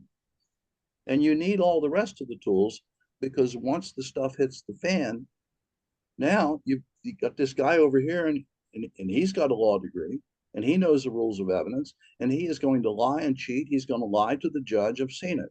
He's going to lie to the judge. He's going to file papers that never should have been filed. He's going to get testimony in that should never have been allowed to come in, and you're going to lose, because you have to know everything I teach, and at least what's in the main menu. You have to know it. Then once you know it, you're golden. Or if you're just looking for an easy way, then you'll probably get what people get who are looking for an easy way, which is sometimes it wins, but most of the time it doesn't, especially when the case involves something more than a traffic ticket. Thanks Hope for that that helps. answer. I Yes. gotta go. Is there one more? I gotta really run. I hope that you'll go to howtowinincourt.com. You don't have to buy it if you don't want to buy it, but at least go there and see all the things that I've created over 30 years of my life, because I want to make America wise again. I want people to stand up for what's right and do what's right, and not be silly. Real quick, the rules of Major League Baseball a couple of years ago, last time I looked, 125 pages. The rules of Major League Baseball, 125 pages. Okay, the rules of evidence in every federal case, criminal or civil, 19 pages. And the American people have to sooner or later take responsibility, put on their big boy pants, learn what I teach, and then when you go to court, these people will pay attention to you. And if you don't do anything else, go to How to Win in Court. There's a button. I think the button says testimonials. Go look at the testimonials. They're real people. I didn't make them up. If you think I made them up, then okay, I'm a bad guy. Curse me and pray against me and whatever you want to do. But I didn't make them up. They're all real people that have sent me emails, and I got to the point where I don't even save them anymore. Just so many people. People call me on the phone, tell me, we love you, Dr. Graves. Okay, you don't have to believe that. You can have a really super negative attitude, but if you really want to profit yourselves, and if you want to make America wise again, and make this nation do what it should do for the sake of our children and future generations, you will equip yourselves with this knowledge. And then when bad people do bad things, you will make them wish they were never born. For sure. And Yep. that's why Yep. we utilize heavily, the technology these days is getting insane, Dr. Graves. Like, it is insane. Like, you can get a better analysis on any of your health situations once you get it documented, as far as numerical values and everything on documents, through the AI systems than you can through someone who doesn't have that much experience, or even if they do. So I mean, overall, we utilize technology on a very deep aspect, which has just really given us the eligibility to say, okay, I'm in this situation. This is what's going on. Utilizing advanced prompts with, I'm spending, over $400 a month just on AI alone, to help boy. just to help this group be able to empower itself the way that we are. And it's amazing because, we come out with not only just documents that are templates. So we don't do no templates. Everything's specifically tailored to everybody's state, everybody's local rules. I mean, it's crazy. The footnotes alone allow everybody to go and do the research on what's being done and presented. And Good. Yeah, it's crazy, Dr. Grace. And you know what? Let's just say we're gonna look at a situation real quick.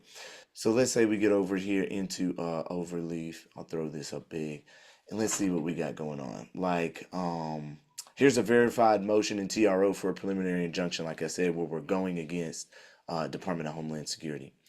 And Okay. just yesterday, we were working on it pretty heavily, me and Luis. I think we worked like 4 hours going through other pieces, of course, that have to go along with this. But we get very detailed. And again, this is more of an irreparable harm because there's actually a common law marriage here. They have several documents Okay. showing that there is a tie here, and that family tie is being broken, and that's sacred, right? Well, do me a favor. Scroll on down toward the end. Let me see what's Okay. at the end. Okay, verified. We have our verified Go statement of go on down. material I facts. Okay. understand. I want to see what's got at the end. Okay. At the end. Up, go up. Okay. Okay. Just before the signature. What do you Okay. got just before the signature? Okay. So you don't have a wherefore clause. Okay. Please get my course. You have to have a wherefore clause. Okay. Please get the course. I gotta go. My wife wants me to take her to lunch. You're wonderful human beings. Please do yourselves a favor. Learn this stuff. It's not going to kill you to spend $200. Just do it. And Okay. then help each other Yep. to do it the right way. So the umpire doesn't throw you out. Okay. It's no fun. I gotta By, go. by the Thank way, you. Yeah. by the way, the American Justice Foundation's logo is a pen over a sword. I hope everybody saw that. It's a pen over a sword. That's the There it American is. Justice Foundation logo. Thank you, There it Dr. is. Graves. God bless God, you. God bless Thank you, you. Thomas. Please call me. Thank you, You too, Dr. Graves. Brother, Yeah, Thank thank you, guys. Thank you, Dr. Grace. Thank you. Thank you. Thank you very much. Bye The bye. pen is Bye-bye. mightier. The pen is mightier than the sword. Yep. Thank you, sir. If you know how to use it, only if you Yep. know how to use it. Yep. Right. The weapon. I got a Travel question safe. for somebody in here. Sorry. Hey, I got a question for somebody in here. You know, I've read documents that say that, and this is from people in court, that say that when a sovereign walks into the room, because the court recognizes the sovereign and they know they stand on their rights, they know what their rights are, whereas they treat a citizen differently. Mm. Have you ever heard anything like that before? Because I was going to ask Dr. Gray, what does he think about standing as the man or the woman versus the person? Because remember, He ain't gonna be about that. Because see, I talked to him yesterday on the phone. You know, briefly. He was bringing up the aspect of, these people and these groups, they go against not having driver's license and just following the laws. And I was just like, well, whoa, whoa, whoa.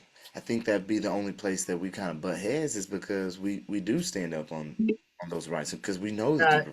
Didn't seem like he was really into the civil movement of all this and going against the government. All of his cases, he talks about it, but then all his cases are referring to, civil suits. None of them are tied to statutes and rules and regulations like we're fighting. It didn't seem to me anyways, even though his processes are probably right in line with all that. But you know, that guy that we talked about a does- couple of weeks ago about Teneman or whatever his Yeah. name is. yeah, He Panama. talks about how the states are I gotta show deleting y'all the grand jury rule in each state, going against the U.S. Constitution. And Look, so we talked look. about this before, that when look. we have a person in a state, then you have the prosecuting attorney that works for the state, the judge works for the state, and if you get a they all work for the bar. attorney, they work for the state, and so they're all involved. And so and this is for an infamous or a felony type crime, but nobody talks about like civil crimes. Well, it's all Where do we civil. go about civil crimes? It's all civil unless you actually are truly actually harming somebody, and then even in that situation, but- it's still civil because again, you've harmed somebody. So you're either going to pay in relation Well, to your time and your No, debt no, to no. society. I or understand that. I understand that all of them Now are this is civil, what I wanted but- to show real quick as well is that when he said, "Look at the what you call it, the signature," this is just this one, right? Like this is midway, halfway. I don't know if Right. you noticed that. So then we have a whole memorandum, right?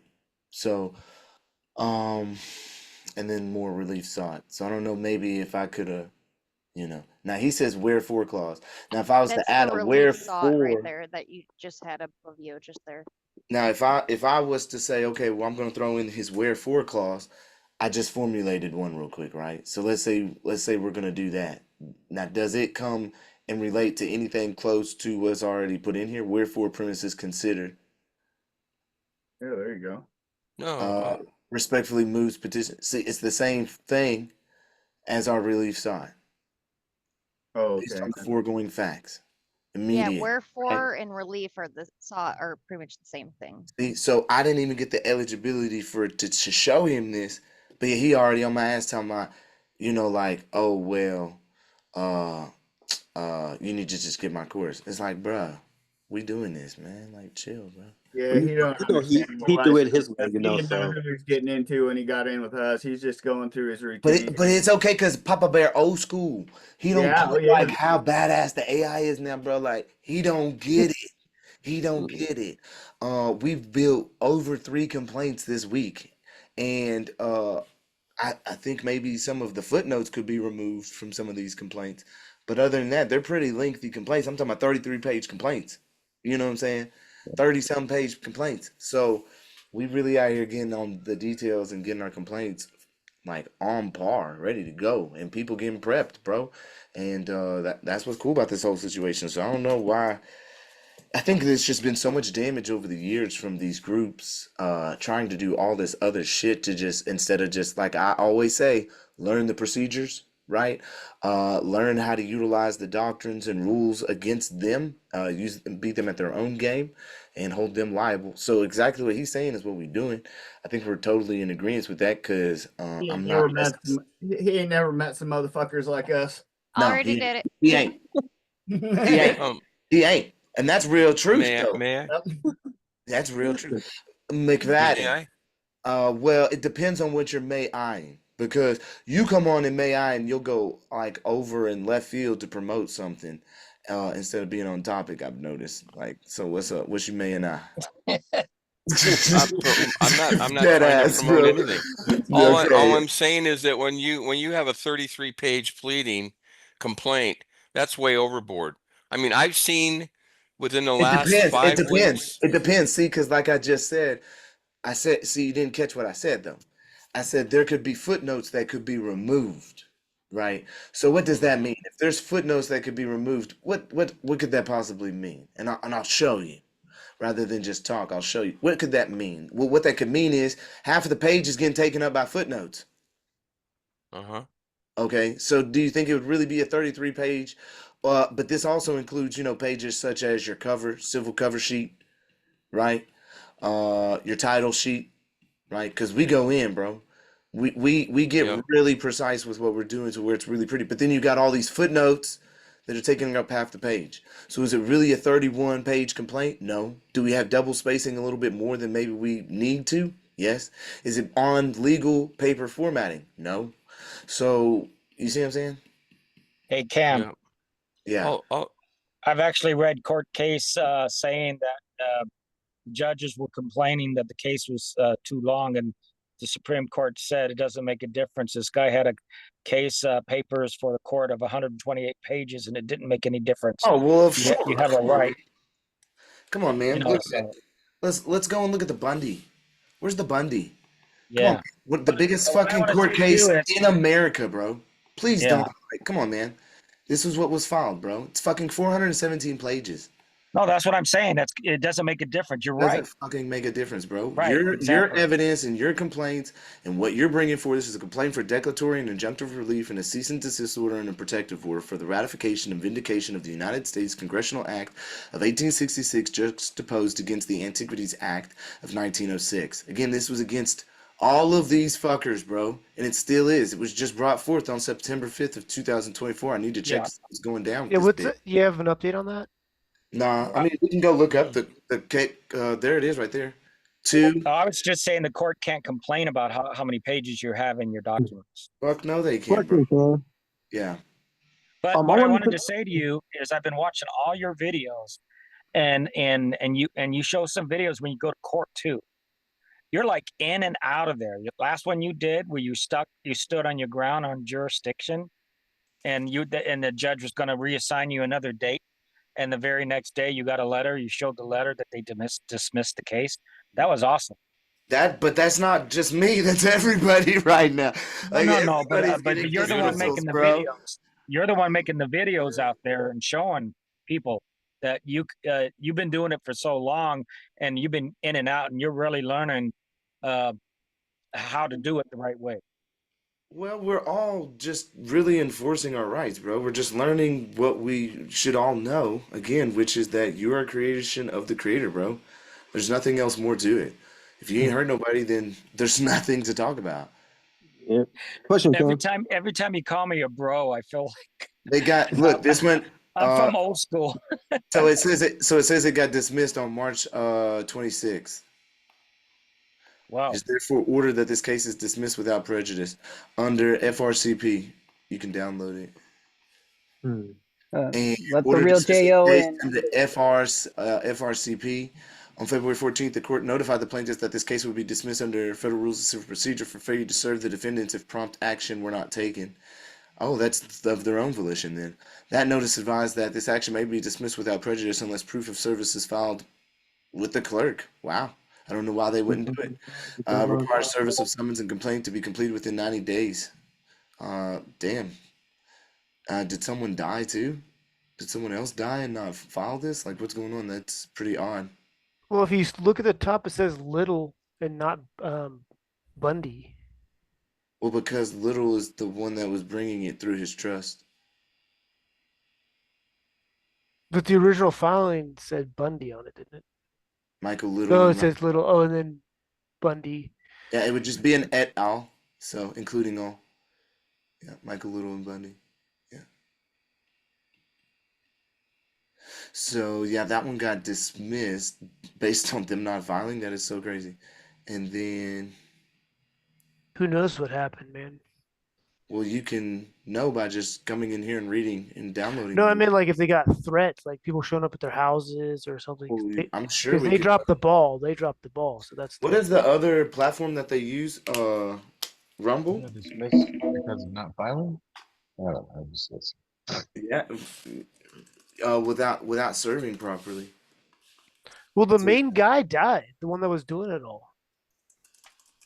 Yeah, but his homies continued on and filed it. Was it? I think it's something like this. Bundy versus Deep State.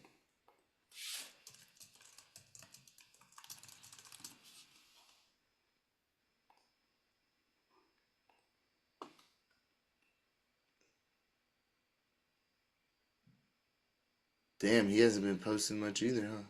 9 days, 10 days, 2 months.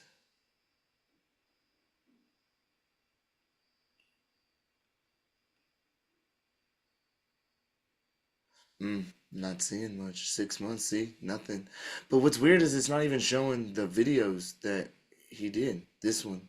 Wait, no, that's not it. This one. Bundy versus Deep State, and that's it. I think there's nothing else really on it.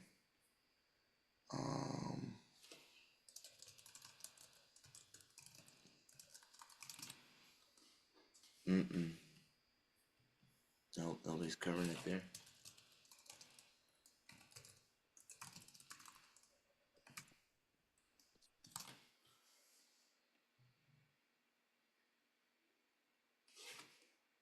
See, someone says now they're trying to stop Vim.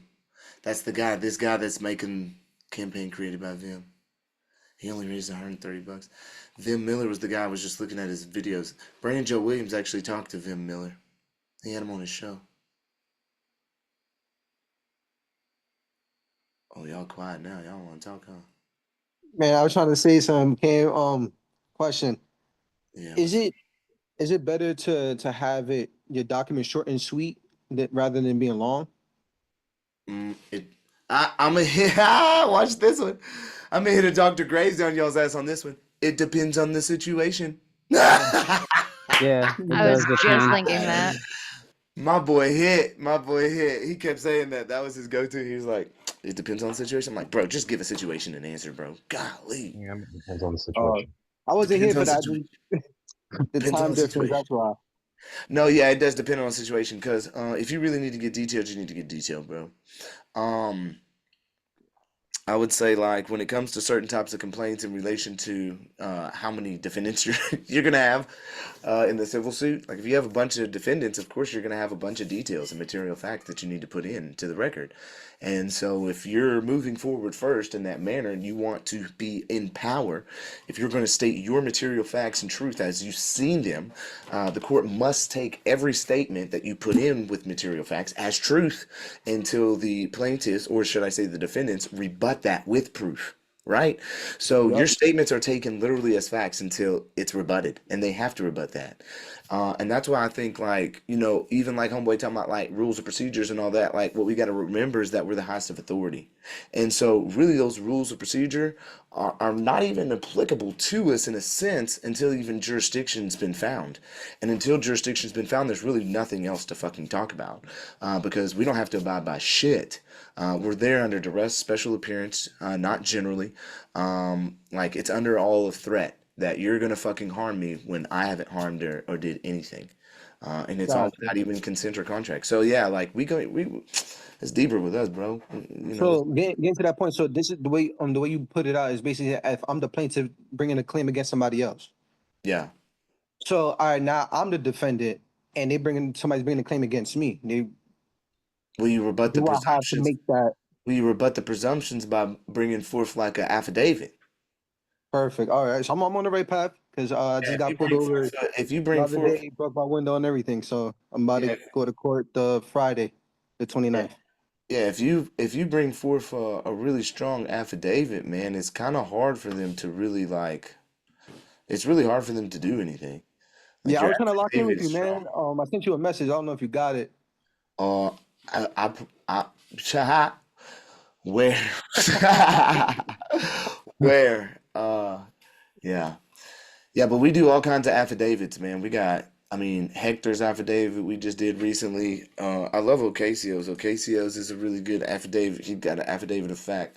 And we come through and just formulate again specific to each person's situation because we want to make sure you're somewhere up in the northeast, huh?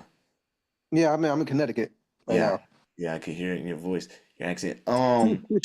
So this is like an affidavit of fact, right? And a verified claim in support of dismissal and equity relief. And so this was brought forth from my boy Ocasio to notice a special appearance and jurisdictional challenge. This affidavit constitutes. This is kind of like a common law affidavit as well. Um, Yeah. it's maybe not like some other people do it, but this is pretty strong, bro, because you're bringing forth some really, really, really strong claims. Again, non-domestic, non-commercial, with all rights preserved, whether the UCC code is there or not. This affidavit constitutes a special appearance not general for the limited purposes of challenging the jurisdiction and establishing the record of constitutional rights violations pursuant to the principles articulated in Ex parte Young, and then bringing in some, but still, even rights reserved, we still got it down here as UCC. And then sine qua non, which is without which not. We have our Okay. affirmation, capacity of standing, statement of facts, constitutional violations. This would lay out the situation in which occurred to you, and then that would kind of eliminate, or they would have to rebut those presumptions. Now, if you're looking to come into court like this upcoming Friday and stand, is this like your first appearance or what? First appearance, it just happened 2 days ago. I got put over. They broke my window and everything. I got the video. I wanted to share it with the group, but I wasn't too sure where to put it. Okay. Well, do you have it to play now or what? To be honest, it's my first time being on Zoom with you guys and understanding how to share. Only Oh, host can share. but do you have it on your phone? Do you have it on your phone? Yeah, I do. Okay, here, I'll let you share. So how do I do this? I gotta go back. Damn, in Connecticut, those fat bastards. They Well, broke your window. I was driving down to New York and I got pulled over in Bridgeport. Okay, you can share now, bro. Definitely, I'm doing it right now. I'm just trying to make sure Let's see what you everything is got. situated. See how they fucked you up. They broke the window? Broke the window. They Did you gave did me they a tell warning. you Are you gonna step out the vehicle? And I'm like, listen, I don't consent to my vehicle being towed. And then he said, we're gonna have to do what we have to do. And I'm like, what does that mean? Before I can even say that, they broke the window. Nice. So, good job standing on your rights. You got a lawsuit. Did you have? Did they say anything was dangerous? You have any guns, weapons? Nah, none of that. Oh my goodness, bro. Oh my God, can't wait to share this. Okay, wait. Did Um, you though? Did you have any dangerous weapons? no, I didn't have anything. Okay, They so were here searching for probable before cause. before you go into sharing your video, I'm gonna read something for you so you just know how well you're set off, literally. What are we doing this, John? Civil rights. Put Bundy, John. We don't want that. It's John Civil Rights. Okay, so this is a decision that came. Oh, no, no, it's not. Yes, it is. Yes, it is. This is a decision that came out earlier this year in March.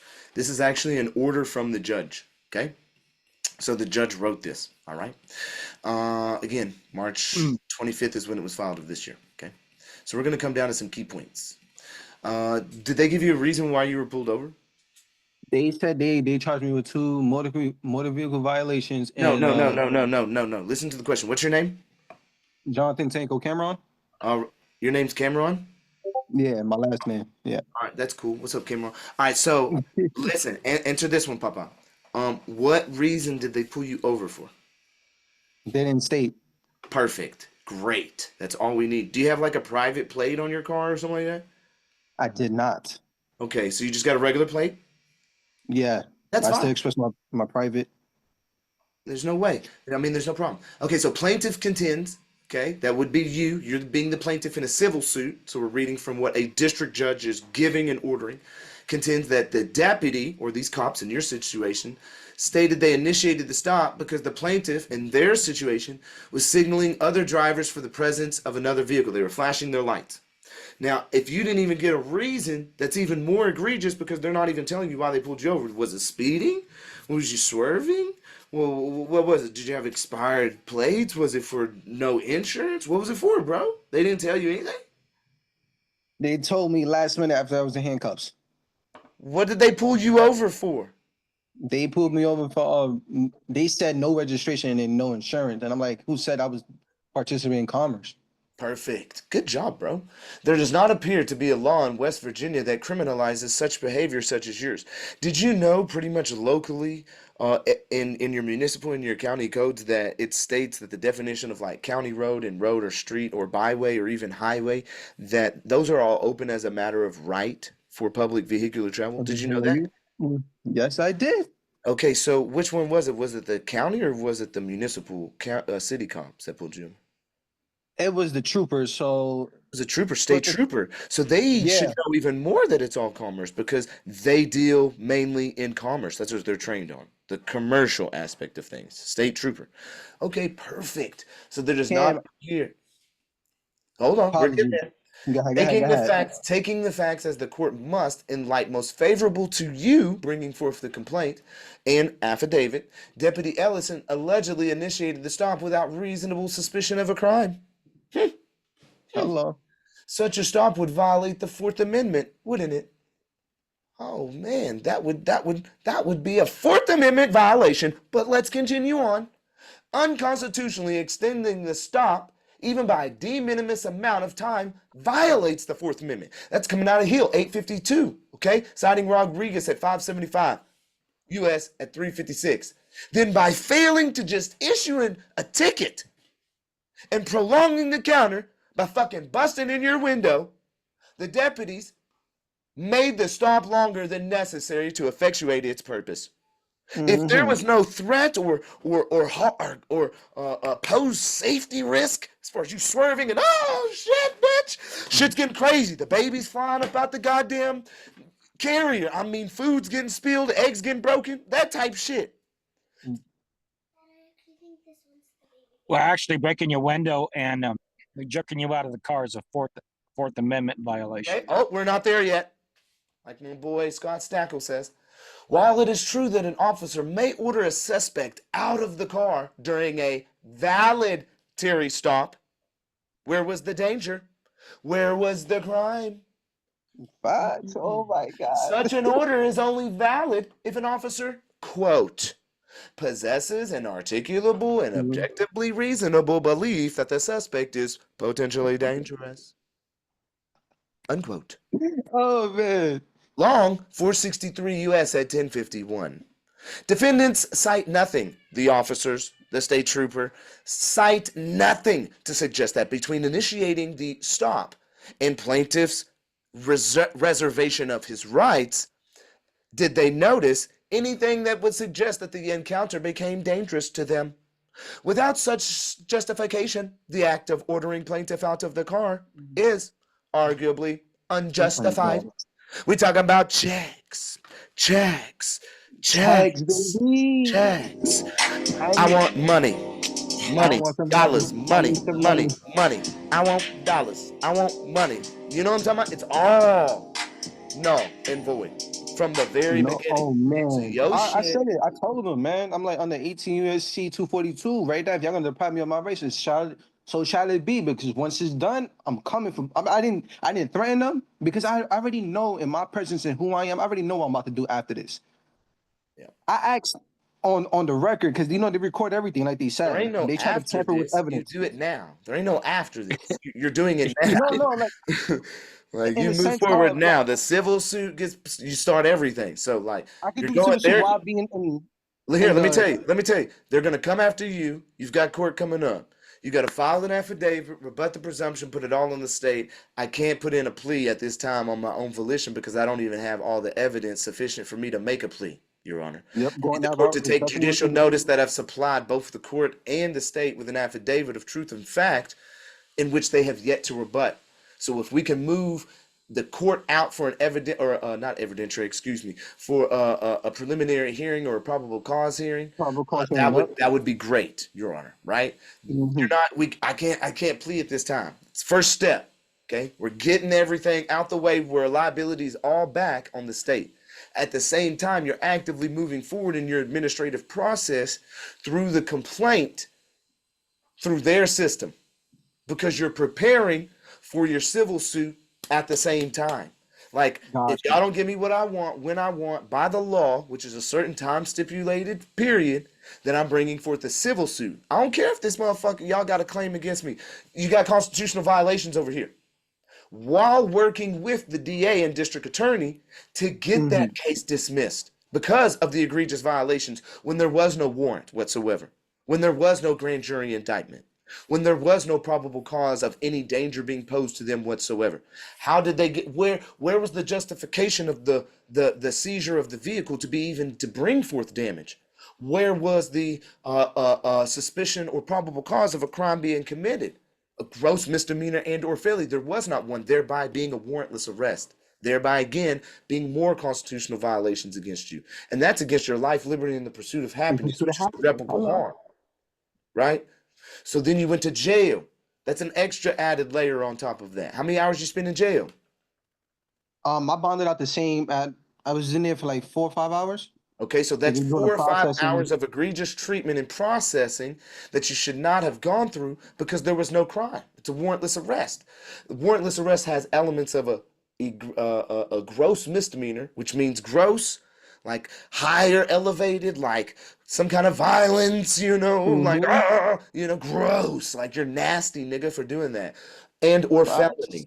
Right. So me stating I'm not operating in commerce, so really right now this doesn't apply to me. Like so I'm gonna stand on my rights and then ka-ching without a probable cause of a crime, it's all null and void. We just gotta hit it in stages. We have to go through the rules or the procedure like Dr. Graves said, right? Follow the yellow brick road, Yeah, like you said. follow the I'm yellow ready brick for it. road, nigga. You already I'm know. ready for it, bro. I'm telling you, You know. at this point right now, I don't fear nothing. I only fear the most high, and that's the only person that is going to tell me what to do.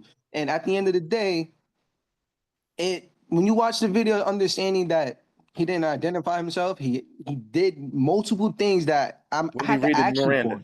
When did he read Miranda? Did he read Miranda? After they broke the car, then put me in. He put me in the passenger seat of the trooper car. I never been in the front seat arrested Yeah, they in want to my watch life. the video. They want to see the video.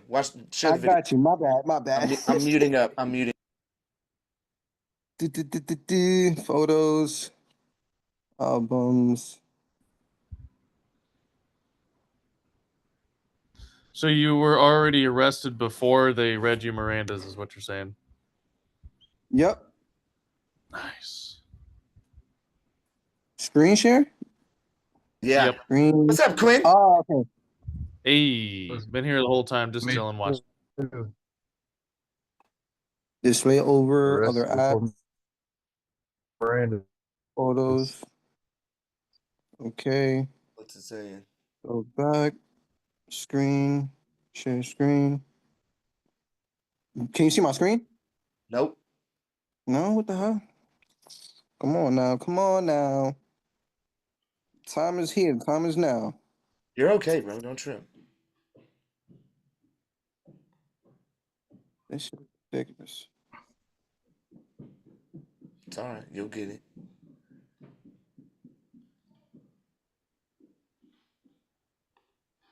Yo, is Kevin in here?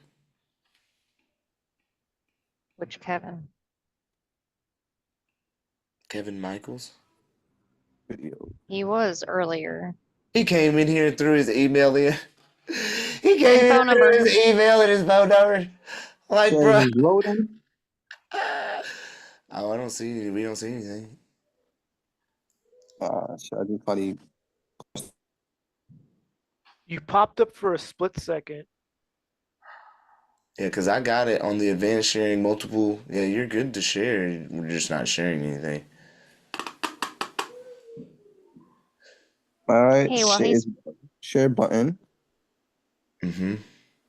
All We see right. you right now. We see you right now. I see your face. Yeah, I know y'all see me because I just I turned the see camera your to close it face. off. Okay. Go to documents. Go to videos. This is the full video. Make sure it's the video. If not, you could. Perfect. If not, you could upload it, send it somehow.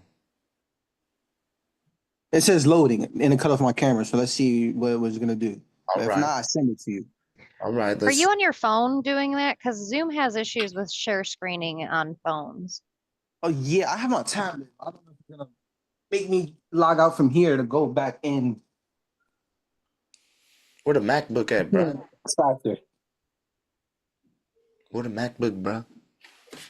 MacBook, nah, I'm more of an Android type of guy. Oh no. Oh, Handsome all the way, man. I'm sorry. can't go back to Windows, bro. Too Nah, many I blue use campaign screens. back for everything. Too many blue screens. Too much bloat. Windows 11 is terrible. Too many blue screens, bro. Zoom. Join the Last meeting. 3 MacBooks I've had have all lasted more than 5 years, and Kate bought a Dell in December, and it died 2 months ago. I'm dead ass. It's a Dell. What do you That's my expect? thing, so I don't got nothing to do with that. Yeah, I've had my Dell since 2011, so yeah, no. Of course. Hey, if anything, that They probably don't just build them says like the they new used one. to. That's exactly what I was about to say. Yep. Hey, Could- real fast while he's figuring that out. Yeah.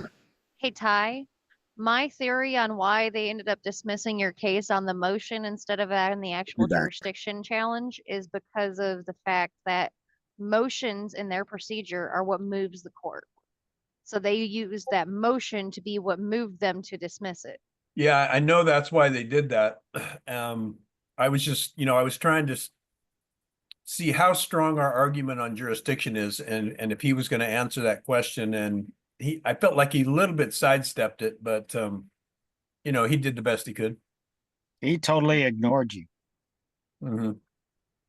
Do He you put have down the audio? foot, I have jurisdiction, and wouldn't want to produce the lawful points that he had jurisdiction. Yeah, I could have presented it a little better to him, but I might have, stood on the fact that I had, I walked in as a sovereign, and I stood as a sovereign in that court. When she addressed me as Mr. Azeltine, I stood right up and said, let's get one thing straight right from the start. I am not Mr. Azeltine. I'm not the defendant. And, so there was a little bit more to what I said than just standing on jurisdiction also. Hey, when they called your name, did you ask what name are you referring to? They didn't call my name. Oh, She just started right in and she knew who I was. I'd been there before her. She just started right in calling me Mr. Azeltine, and I wasn't going to stand for that. yeah, because the Mister is a persona. Yeah. Yeah, she's trying to take my sovereign stance. You know, she's trying to override that. There's a publication called Mason's Manual for Legislative Procedures. That's published by the National Council on State Legislators. And in that book, in section 73, it talks about the people of each state are vested with the sovereign authority expressed by their elected representatives serving in the legislature. So right there in their book, their own material that they use this in 43 different states, along with, of course, Robert's Rules of Orders. They recognize the sovereignty of the people. In that same book, in chapters or in part 7, it states, being organic in character, constitutional provisions stand on a higher plane than statutes and are mandatory. So this is a book that's published every 10 years by the National Council on State Legislators, and the newest version was just printed in 2020. So I just wanted to share that with you folks. Yeah, I felt my stance on sovereignty was just as strong as my stance on jurisdiction. And absolutely. Yeah. What's the name of that book, please? The name of the book is called Mason's Manual for Legislative Procedures. Mason's Manual for Legislative Procedures. It has nothing to do with Freemasonry. That is a parliamentary book that they use in 43 state legislatures. At the federal level, it's called Jefferson's Rules for Legislative Procedures. Jefferson's Parliamentary Rules for Legislative Procedures. Well, I said last week. Go ahead. Those are the two books that the legislators use, along with Robert's Rules of Order, to conduct their business. 98% of everything they pass in the state legislatures are really unconstitutional, but nobody ever questions it. Matthew posted it here. Mason's Manual of Legislative Procedures PDF. Yep.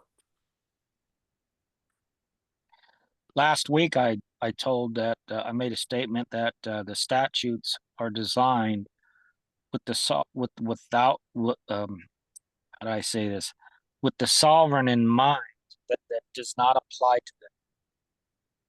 So that would be the man or the woman. The statutes don't apply to the man or the woman, only the person. Mm-hmm. Yep. We had a good definition a couple of weeks ago when Kevin C. We went over that definition of a person for everybody to see, and it didn't mention a man or a woman. It mentioned a live human being, but we are not human. We are men and women.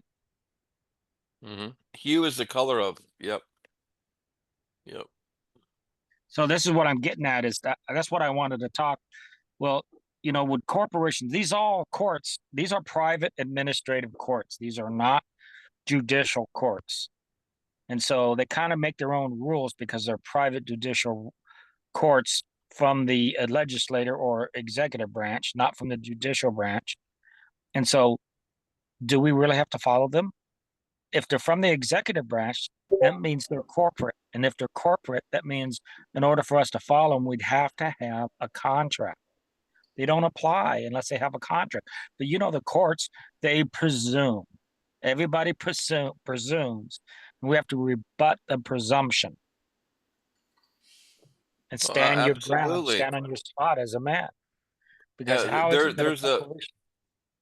there's this direct nexus to this licensor bullshit.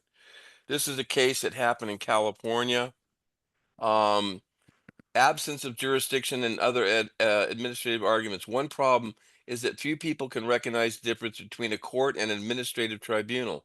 See administrative law, which tells us it is the accepted rule, not only in state courts, but of the federal courts as well, that when a judge is enforcing administrative law, they're described as mere extensions of administrative agency for superior reviewing purposes as a ministerial clerk for that agency. 30 California 596. This was never published. And then there's two Yeah, other and ones. you must give your consent for that. And if you don't give your consent, it doesn't apply to you. Kim, you still in the building? It's That's another impossible to thing. have. It's impossible to have jurisdiction. It's impossible to prove jurisdiction exists absent a substantial nexus. There's no licensee, then substantial nexus with the state, as such as voluntary subscription to a license. All jurisdictional facts supporting claim that supposed jurisdiction exists must appear on the record of the court. Pipeline versus Marathon 102, Supreme Court 3858, quoting Crawwell versus Benson 883 U.S. Reports, page 22. When a person is not at a time a licensee, neither the agency nor the official has any jurisdiction of the said person to consider or to make any order. One ground as to want of jurisdiction was accused was not a licensee, and it was not claimed that he was. O'Neill versus Department, proof of vocations, 1935. Yeah, but a licensee doesn't have to be in commerce 24/7. You can still have a driver's license and still be a traveler. So when Kate and I went and talked to her prosecutor the other day, that was the exact argument the DA used. He said, you acquiesced to the terms and conditions of a driver's license, meaning anytime you're on the road in a vehicle, and yes, he used that term, but anytime you're on the road in a vehicle that you will agree to those terms and conditions. And what I want to say is, where are the terms and conditions? I asked for them from the DMV and they've never supplied them. It's on the application for the driver's license. You consent to serve as a process at that postal location. That's where they get the nexus. But it doesn't say that every time you're on the road, only when you're using the public roads for profit or gain. That's what a license is for. Yeah, that's the same only thing. what the license is for. There's three uses of the public roads. And that's using the public roads for presumption. commerce is just one reason. Well, you go back to Title 49. Title 49, which is the Department of Transportation stuff. Yep. Yeah, but the Supreme Court has already said that just because one has a license, they only give up part of their rights during the time that they're using the license. We don't give up all of our rights just because we have a license. Just while you are using that license, it's just like if you got a fishing license and you're not out there fishing, does the fishing rules apply to you all the time? No, they don't. Or a restaurant, or a license for a restaurant, or a license for, like if I have a restaurant to run a license to run a restaurant, I can't cook food for friends. No, that's ridiculous. The license does pertain to the use in which you're applying that. So to your point, Mitch, I'm entirely commerce or trade. Bring it back to solidify it into one word, everyone. The word is intent. It's all about the intent that you're doing. Right. Yeah. Whenever you're going for the license, when you're going for the license, you also create the res, which creates the residence, which is binding underneath the federal jurisdiction, underneath the federal zip code jurisdiction, whatever it is. The res or the raz? Res, R-E-S. Res, yeah. Res judicata. Residential. Yeah. No, rise or no. So what's the res? What does it stand for? Res the thing. Is, the thing. The saying? The thing. The thing. T-H-I-N-G. The thing. The res is the thing. I don't understand. What do you mean by this? Oh, you mean like the residential? No, it's like the resident. R-E-S and then ident. It's two separate words, but they put it in one. Resident? Yep. That's somebody temporarily there to do business. That's the definition of that. I'm not a temporary person. I'm born on the land here. I'm not a foreign body coming here to work part-time or full-time and then at some time in my life leave. I'm not a resident. I got you on that, but so when you go to the BMV, you give them the birth certificate, the social security card, and proof of residency for the address. What is it? If you go to the post office and do a change of address, that change of address only lasts a year. The BMV 6 months is what for some people. It and if you depends go to on the BMV, documents. it's permanent. It's a permanent place of address with the BMV. So it creates the nexus of the resident that you agree to whatever. Permanent address, but they call it permanent address, but other people use the term resident. But here's the problem is they never give us full disclosure. And because they don't give us full disclosure, we can claim fraud. Did you read the contract? There is no contract to read because the license isn't a contract. Well, when you look at what happens when you purchase a home, you have an easement there. That easement gives them authority to come onto your property. They never disclose that in the title, saying that they have jurisdiction now onto your property through a so-called quote unquote easement. Only, Unless your And then- property does not have an electrical meter. May I I was finish, just gonna please? say that. Yep. If the property does not have an electrical meter on it, they have no right to come on the property, and especially if there's no post office box, post office. what does like a electrical PO meter have anything to do with the law? So what Electrical Thomas It's is under meter- Public talking, Utilities. It's Public It's- Utilities Commission. Yeah, yeah, They what can't- they Thomas is can't come talking on your about private is property. egress. But not all It's called electrical. egress. But And they- if you well- have an electrical company with one of the companies themselves, then yes. If you have an agreement with a cable company to come onto your land to do maintenance and stuff, that is all called egress. They have the right because Yep. you have a contract with them for their services. What do you Yep. call it? With That or area without just your around the permission. house? They That- still that have to area get just- permission though, because my cable box is in my neighbor's yard, and the cable guys can't go and trespass on their property. They have to get permission to go in the back every time they have to do anything. Sure, they're there for a service contract, but when it comes to Yeah. public safety, law enforcement can utilize the easement as getting access to the property under the so-called nexus of the Public Utility Commission having their piece of property on your property. They never disclose that in the title documents. But They that's never not. disclose it. But I personally have had it personal experience the other of the contrary, where I've had the police Oh, it worked. looking at my neighbors, coming over to my neighbors, getting permission to come on their property to look and spy onto my property in my backyard.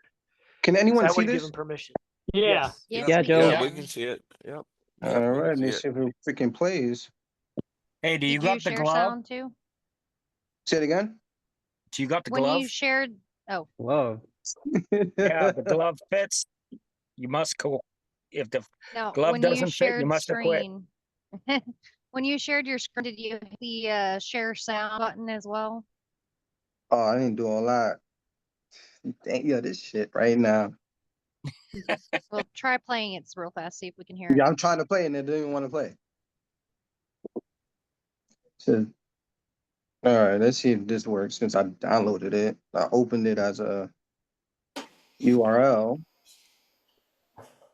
Uh-oh. The file is so big it won't even let me freaking transfer it or send it or open it.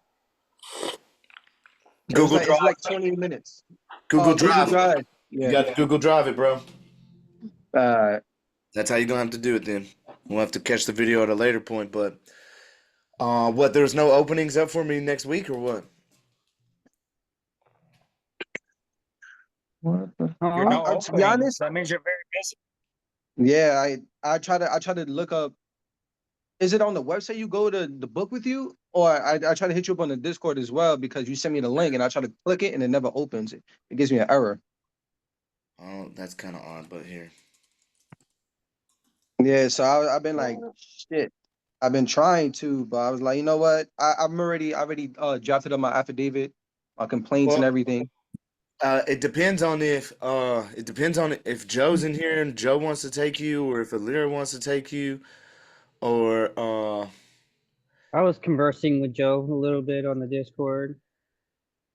it just depends on if Doug wants to take you. As far as like, it just depends because I'm the one doing a lot of development, so I don't know if they up all the way ready. But if you want to schedule with me, there goes my link right there, bro. It's in the Man, I chat right appreciate any of you, man. I work with any. I've been in the Discord for a little bit. I just been, in the back end and all, and I just, stay in my lane. I just read and understand and try to find my best way around things. Cause I know Well, you got it in everyone is Google busy. Photos. You got it in Google Photos. You should be able to share it right there. Just go to the share button up at the right hand corner. Share.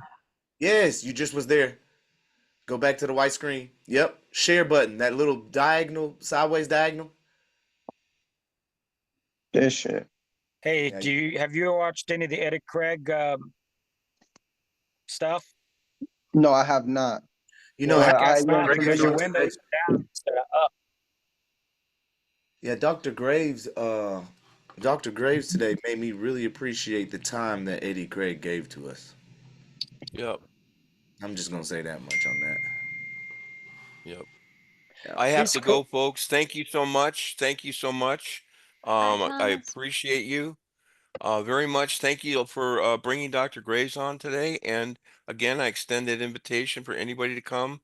We read on Mondays and Wednesday nights. It's totally free. So we don't try to sell anybody anything. So thank Yeah. you so much, Cam, for hosting the show. Alira, God bless you all. You have a great day. Travel safe. All right. Bye-bye. Thanks, Bye. Tom. See you later, Thomas. Hey, we try to sell stuff. We try to sell my book. If you want to grab this PDF, you can grab this PDF. Right now, it's for $15. We developed it. It's called The Sovereignist Citizen of the Land. We've had quite a good amount of reviews on it thus far. It was exclusively given for free to all of the people that came out to the Sovereignist Citizen event. And then we also have Self-Governing Bro, which is also on Amazon. You can find those directly at https boom bam bam www.bio.site/cjw. Okay, and that supports everything that we're doing. Okay, Hey, Cam. Okay. hold on. Thank you. You're welcome. I've completely transitioned from what I was doing in my real life to now being able to be blessed to help people, and it's amazing to be able to do this. And this growth that we're seeing in this group is beyond anything that I could have imagined. Like what? It's just a blessing to be part of this, to be standing in all power like we constantly are, and I'm just so grateful for What each and every one of y'all. I can't see that book link. Did you say you put the book link in the chat? It's right in Cam? the chat right now. It's bio.site/CJW. Oh, okay. Right. It's right in Gotcha. the chat Okay. though. Now you should see me holding up a book. Yeah. Thank you. Yes. Thank you very much. You're welcome. Have a great day, everybody. You as Travel well. safe. God bless you. Have a good Bye, day. Thomas. Cam. Yes, sir. Cam, what do you got that book for? I got you on video saying, "Don't call me a sovereign citizen." And that was actually before someone brought me the House resolution, bro. Once I saw Yeah, I'm I'm an just American, teasing you. I know, but once I saw I'm an American Day, I was like, damn, I need to eat my own. What do they say? Eat your own crow, or however the fuck they say. Eat crow. Isn't America Day tomorrow? Is it? It's May The third Sunday, right? That's tomorrow, isn't it? I think the original one, but didn't they move it? They moved it. No, I always thought they it was the canceled third it. Monday. No, they moved it. It's not The canceled. third Sunday of May. I mean, third Sunday. It wasn't like 12 years later they rescinded that. They repealed it in some aspect, but that Oh, was it only? naturalization Oh, day okay, is still okay. I'm an American Day is still today. Gotcha. Okay, Yeah. all right. Yeah. And they repealed that, I think, is because, again, look at what happened. They came through and they said, first off, they're reaching this status finally of sovereign citizen within the self-governing republic. Towards the end of that act, it was promotion of patriotic organizations. That was the next thing. And I was just like, wow, okay. They're actually promoting patriotic organizations here in the aspect that on this day, those organizations should be supported and upheld for bringing forth our patriotic movement of self-governance. And then a little bit later, you'll see in the record that they amended it and took out the patriotic organizations, right? Still left in the sovereign citizens. And then quite a few years later, like Joe said, they completely just took out all of it to where they repealed it. But still, there is an I'm an American Day, Nationalization Day, that still takes place where people go out and take declarations and oaths and read everything and get themselves into the citizenship of American as far as that highest status. But to sit here and say anymore that like sovereign citizen again is like an oxymoron, I can't say that. I'm sorry. I just can't, because again, It's like Dr. Graves says, it depends on the situation, right? Depends on the circumstances, and it definitely depends on the time period. And if we're going back to a time period where it was used, we clearly see that it's the highest person of authority. And should I excuse me for saying person in legalese, but the highest living being in authority within the duty or citizenship of an American or America, which is totally different than what we are seeing it for as of now because of the transitions of what they've done over all these years. See, at that point, all these transitions hadn't taken place yet, bro. This is 1940, bro. Like 1933, they just literally changed everything as far as money is concerned, right?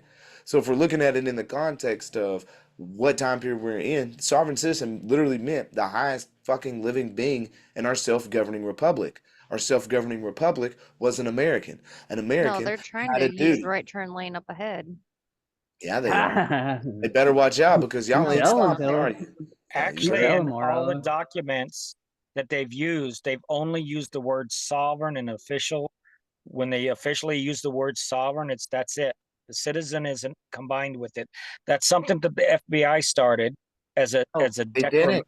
No, they didn't. Why do you say that? They Because I may read have documents. started. They may Because I have started. read. Okay, that you may read, Mitch, but come on. sovereign citizen did not start with the FBI. A sovereign citizen movement, or how they term it, as far as their propaganda being concerned, I could see that, or maybe even the CIA, and then it spread out to the FBI, maybe. But the FBI did not start the term sovereign citizen. So Well, that's maybe not my true. documents are wrong. Document. That's what I read. So you're telling But me he, that the FBI started the term sovereign citizen? yeah, When? but What not year? not What the year? words. Oh, I don't have that memorized. Okay, But because it's it's not, like not it's because it's like not because it's not before 1940. The FBI wasn't right. around It's in after 1940. 1940. It's Okay. like 1947. So then they didn't make up the term because we have a House Joint Resolution that says sovereign citizens, meaning thereby, therefore, wherefore, if I may request my relief, right? That it had been being used decades beforehand. Hmm. Well, maybe it hadn't gotten out to the public and into the police at that time. Let's not speak on hypotheticals here. Let's speak Yeah, in logic. that's So true. if we were to dive into actual like newspaper clippings, like I have a guy in Portland, Benjamin. Dude is like the most amazing newspaper researcher. Okay. If I literally just text him and say, hey bro, can you look up sovereign citizen and see what you find real quick in the next hour or two, or whenever you have the next time to take an hour or two to look at that, I'm sure I can get hits a long time ago, bro. Early 1800s. I'm probably pretty sure of that. Because that's what they've always had been anticipating. That's always what they were fighting for. It's always what we're thriving for. We've always been trying to run away from a tyrannical government, a tyrannical lordship, a tyrannical overlord, a tyrannical shadow, as we now see it, because it's a shadow government of an oligarchy of elite individuals that have so much fucking wealth in whatever way that you see it, which is really irrelevant in the facade, anyways, because money is not real. It's all the capturing of our energy, as we see Doug, clearly right now trading his energy for these Federal Reserve notes, which are debt notes. I mean, my God, bro. Like, yes, I understand what you're saying, but we got to get our terms right. Well, I just probably have to do a little bit more research, but I got one more thing to say to you. This AI that's on our phones now. I asked it a question, and I looked up the meaning of the word Zimmerman, and it says Zimmerman basically means carpenter. It bounces between a Jewish name and a German name, but the origin is Jewish. And so Jesus Christ in the Bible is known as a carpenter, right? And so I asked AI, is Jesus Christ a carpenter? Is Jesus Christ a Zimmerman? And at first it said no. So the way I had to word it is I said, well, Jesus, I asked the word that the Zimmerman is considered a carpenter. So could you say that Jesus Christ, Jesus is Zimmerman? No, Jesus is It said, Quetzalcoatl. Jesus is and it Joshua said in the yes. Bible. No, Jesus but he was a is carpenter. He was a carpenter also. But the word Zimmerman means one who works in wood, a carpenter. It's one of the definitions of Zimmerman. So I got the AI to say yes, that Jesus Christ is Zimmerman. I mean, Jesus Christ is a Zimmerman. Well, that's a shitty AI then. Oh. Okay, so So where can are we I getting to next? Can I just real quick on I'm an American Day? It was revised during Harry S. Truman in 1951, and it's now May 20th. Okay, so it is still in May. They're keeping it in So May. it's always May. It's always May 20th. Okay, cool. So instead of being the third Sunday, it's just permanently May 20th is I'm an American Day. Perfect. And that's when I think they took all the things out of it that you're talking about when they revised it in 1951. I haven't deep dived it yet, so I don't know. So this Mason's Manual of Legislative Procedures, that's pretty cool. I'm glad y'all dropped that in. It looks like it used to be like a small booklet, just the way it's copied. This is something cool to have though, at least. And then it's from miamidade.gov. Interesting. Very interesting. This would be something I'd throw into the AI, see what we come out with and utilize and say, look at the procedures, precedences, body of precedents were not followed, of course. It's a 322-page book, but it is small. So I'm sure it's not like... Can I make a weird observation? What's up, Bob? How you doing, buddy? Pretty good. On a lot of these videos that I'm seeing where 1A auditors are ordered out of buildings by public employees, they give the Nazi salute to get out of the building. So true. What's up with that? Get out! Get out. That's horrible. That's horrible. If I may. Can someone drop the I Am an American Day resolution again? I know it's been dropped about 50 times, but I can't seem to find it on my computer. I know I lost I'll put it in documents. I'll put it in documents in Discord. It's in documents already? I'll put it there. I'll put it there later. Thank you, brother. If someone else has it handy right now, I would appreciate it. Wow. I know it's not handy for you right now. Your hands are already handy. Yeah, I'm serving people right now. So what do you do? Pack and ship? Yeah. Nice. Picking, packing, shipping. Nice. Vitamins and all natural products. Oh, good. So we were having a discussion on, freedom of motion. We're not going in arguing the ticket. It's not what we're doing. We should avoid that because it's kind of a wasted argument. We should be focusing on the constitutional violations at hand. Right. The first moment the cop stops you, he's committing felony treason, absent of due process, meaning no warrant, no grand jury indictment. So, yeah. Yeah, but does that apply to a civil action like a code violation? Because it says an infamous crime or a felony. When the cop stops you, absent of that, he's committing a felony. I know you're saying that, but I haven't read anything that contradicts that. Because a civil action is different than a criminal action, even though everything is considered civil in nature. But, a code violation is much different than a crime. So anything that is a vague or not specific on his face on a code or statute is void against the Constitution. That's the reason for the constitutional challenge. Tell him, Chris. Tell him why is it, Chris? Why though? Because it doesn't. Because it's vague. Everything within. Yeah, it's okay, vague. but what is that a violation of if it's vague and doesn't tell you? Violation okay, of the but what part? I know what is it a violation of? Article 1, Section 3, Article 1. Well, just tell them. What is it a violation of? The Constitution rights. Oh my God. Your due process, bro. You're not being able to give proper notice, right? You're right. There's no notice. There must be a notice, right?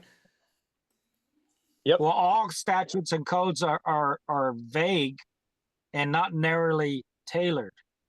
We don't because they want to don't argue. mention they don't mention the individual that it applies to.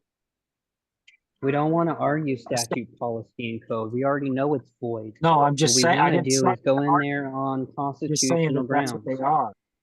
they are. Like statutes don't apply to the men and women because they don't state their name, and that's a requirement.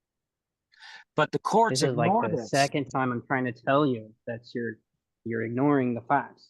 That we're not going in arguing what's on the ticket. I didn't We say I already was know the I ticket didn't is say I was void. arguing that. I was just making a statement. Yeah, but you want to go in arguing the ticket. That's not how we do it. That's causing a case in controversy, No. I follow giving you. I them follow you there. subject matter jurisdiction. You're standing on your violation of rights and not what the ticket says Yeah. or the code. Yeah, So the you're ticket's standing void. just The code on is the, void. on the right. And so Stand you're on the standing on that. constitutional violations. They want you to answer for the code violation and not that they broke the rights, unalienable rights of the Constitution. That's that can be right. They stated want as you well. arguing the ticket, giving them subject matter jurisdiction. Yep. I'm learning that slowly. You gotta go in there pointing out the facts that Top violated his oath of office, denying you due process. Isn't that where you challenge the charging document? Nope. That's giving them subject matter jurisdiction. Here you go, Quentin. That's why I ask whether or not where it says civil, like codes and that, statutes or codes. We know statutes aren't legal law, but they're saying that they are, but they're not. But where There does is it no say statutory documents? jurisdiction. It doesn't exist. Right, but that's what they're charging. That's what they put us in jail for. Mm-hmm. Statutory is summary proceedings, as Carl Miller said.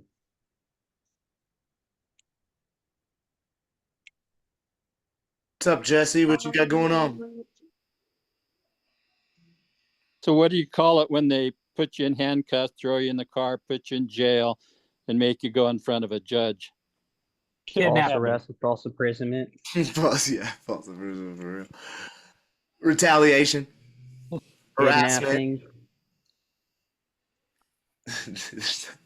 Deprivation of rights under color of law.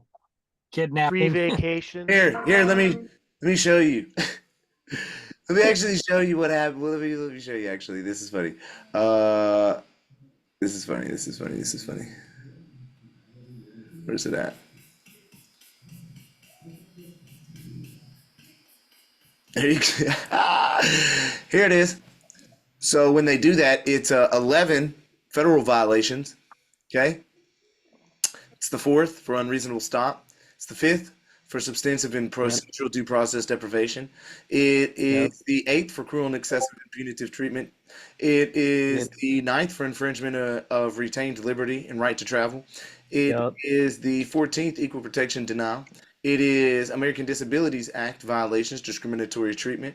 It is Rehabilitation Act, denial of program benefits on basis of disability. 42 USC civil liability, 1983. A 242 criminal deprivation of rights. A 241 conspiracy against rights.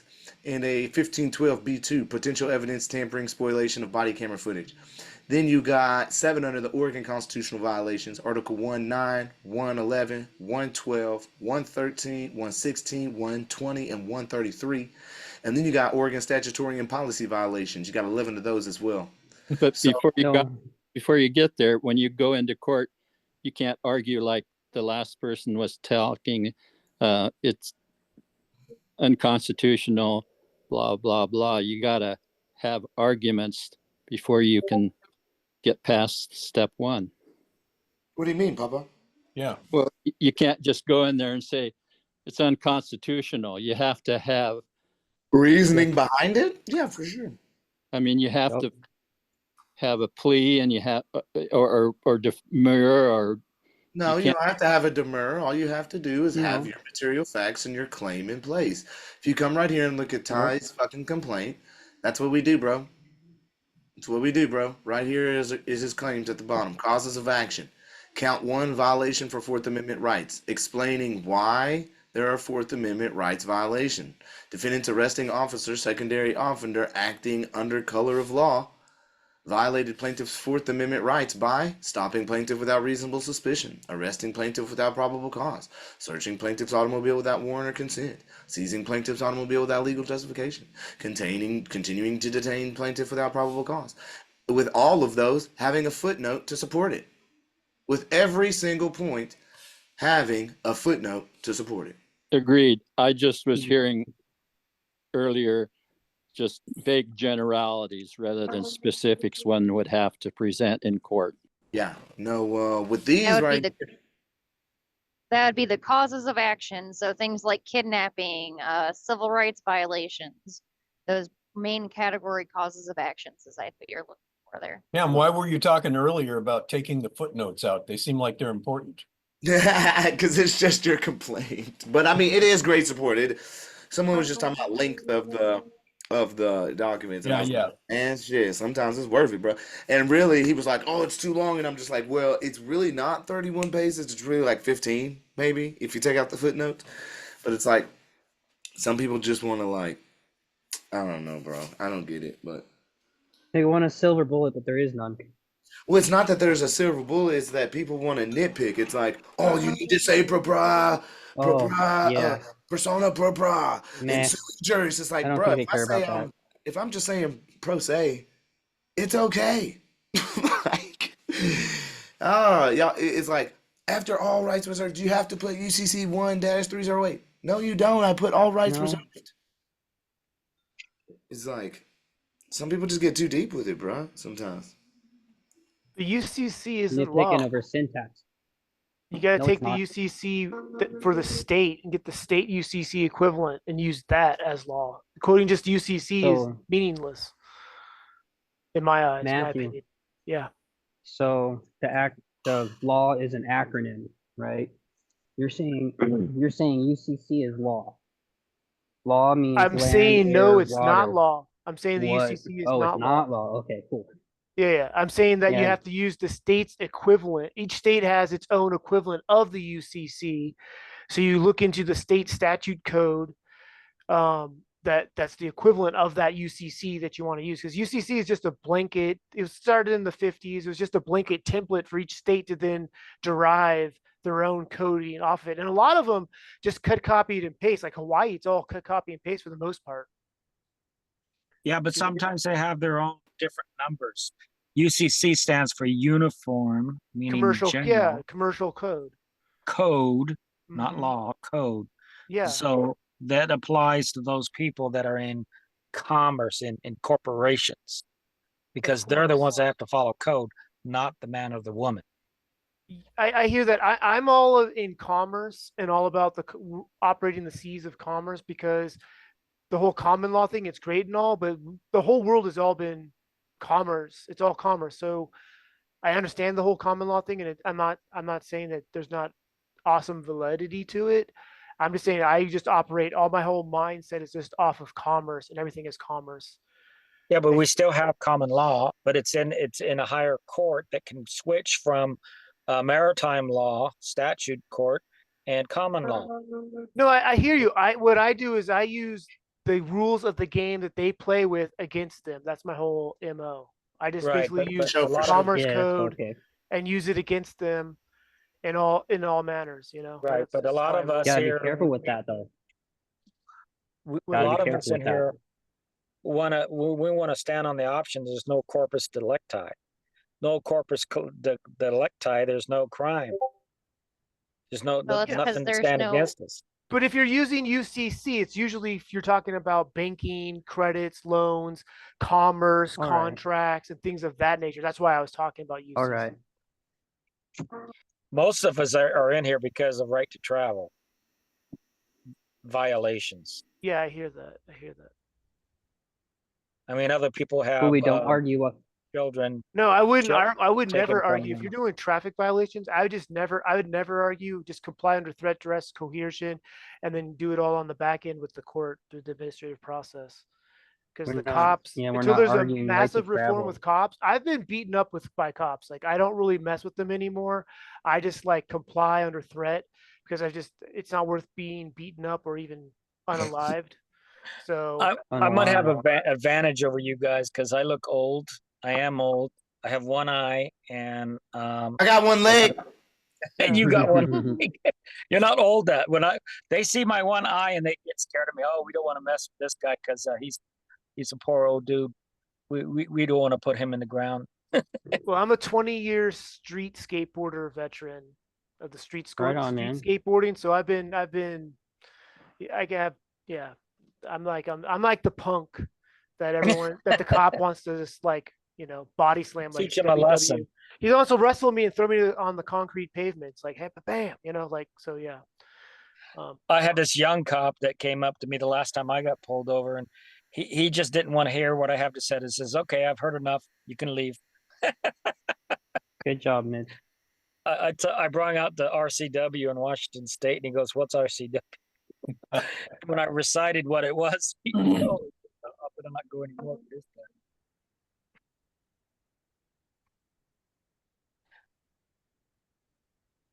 But some people have some bad, like Lewis had a really bad with the cops in Richmond.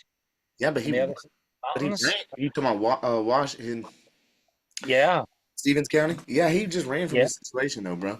And when I went and traveled down to Texas, homeboy, I met up with him, and his situation just seemed pretty sketch to me. It was like very closed and not wanting to let people know certain things, and it was just weird. Like I didn't like it. It was pretty sketch, and it's just a weird situation to me. And sometimes I feel like people just get a little bit too religious in things to where they just get too deep. And it's almost like it's cult-like behavior, how they're reacting. And it's like the end is coming.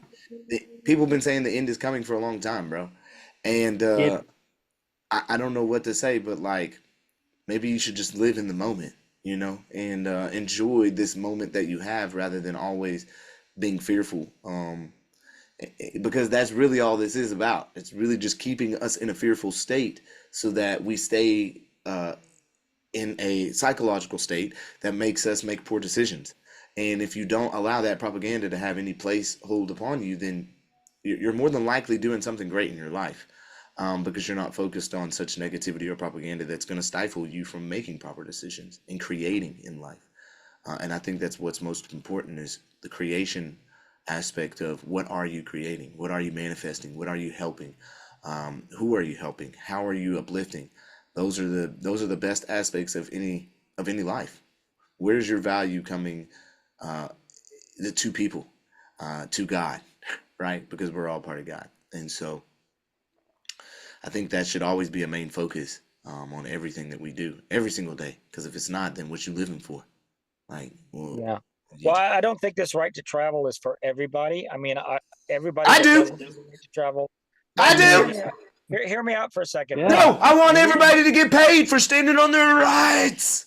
I understand that, but when you got somebody like, even though I'm 66 years old, when I found out about the right to travel and how many of the years the state has been committing fraud against me, oh, I got mad. I refused to do it, and I stood on my ground to stand up for the right to travel. Yeah, I've been pulled over 4 times, and I owe the state, so-called state, fees for this, fees for that. You know what? I haven't paid a single one, and they ain't kind of after me for it. But that the lady, what's her name, from Ukraine? Yeah. 2 weeks ago or last week, and she's pretty old too.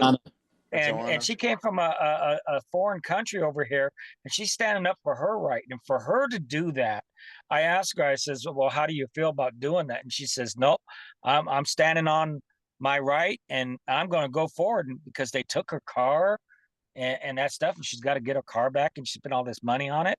Would it be cheaper just to get a license and registration and insurance and not have to deal? And that's what a lot of people do. They do that because they just don't want to deal with the law. Right. And it is frustrating. Well, it's not. No, that's a bad statement too. You're saying they don't want to deal with the law. No, they don't want to deal with illegal fucking cops breaking the law. criminals. Well, that true. Yeah. You're right. But what Right. I'm trying to get at is it's a very stressful thing for a lot of older people.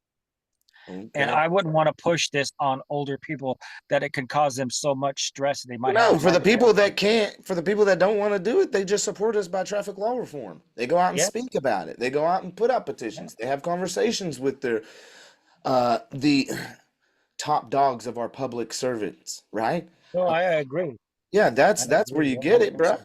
So, now Andre asked about Erica. Man, I wish I could give something great about Erica's situation. She left me, bro. She left me and she went to go Oh. use some other guy, man. And I'll show you what's going on with Erica. So, Whoopsie. she went and got with this guy who does some kind of private side thing, right? And when she went the private side, oh, well, where's it at? I gotta go up here. Private side is a common law side. Well, it's not even updating all of our newest texts. See, because I said, what's going on? I asked her for an update. She said if I had an update, I would. I said, have you been calling the court? She said, I went Monday. What did you go to court for on Monday? He didn't record it? I had an appointment to show up. It was brief and everything is still in process. I cannot say anything else about because I still don't know how it works and I can't say. Well, can you show me in person if I show up? No, he asked me not to disclose. I'm sorry. Yes, we need to figure out when you're going to introduce me to him. I will not break the trust. She's completely gone. Yeah, she's completely gone silent on us and won't even let us know her process, what she's going through, like who the person is. Oh. Yeah, kind of unfortunate. Like I put in a lot of work in her ass too, bro. Like a lot, and I took on a lot of emotional stress from her upon myself to kind of help her, and yeah, it's unfortunate. Very. Yeah. So. Well, when you get a chance, Cam, I think it's time to do a writ of mandamus in my case. You need a writ? Go ahead and enforce them to do their ministerial duty. She just denied it again, but this time she did it first via a what is it? Turn pro tunc, which means she corrected it back to the actual order that she initially sent that I was doing the reconsider about. Mm-hmm. So I think it's just time to do a writ of mandamus on them. Get your ministerial duty on. Well, yeah. Gotta get their ass. And it did a quick little small Google of writ of mandamus process in Texas, and yeah, everything that's exactly with what I need to do for doing the mandamus. Because it's all about procedure not being followed, and there's no remedy at law that I can through, which there's not because there hasn't been a hearing, there hasn't been a trial, there's nothing for me to actually go to a real appeals court with.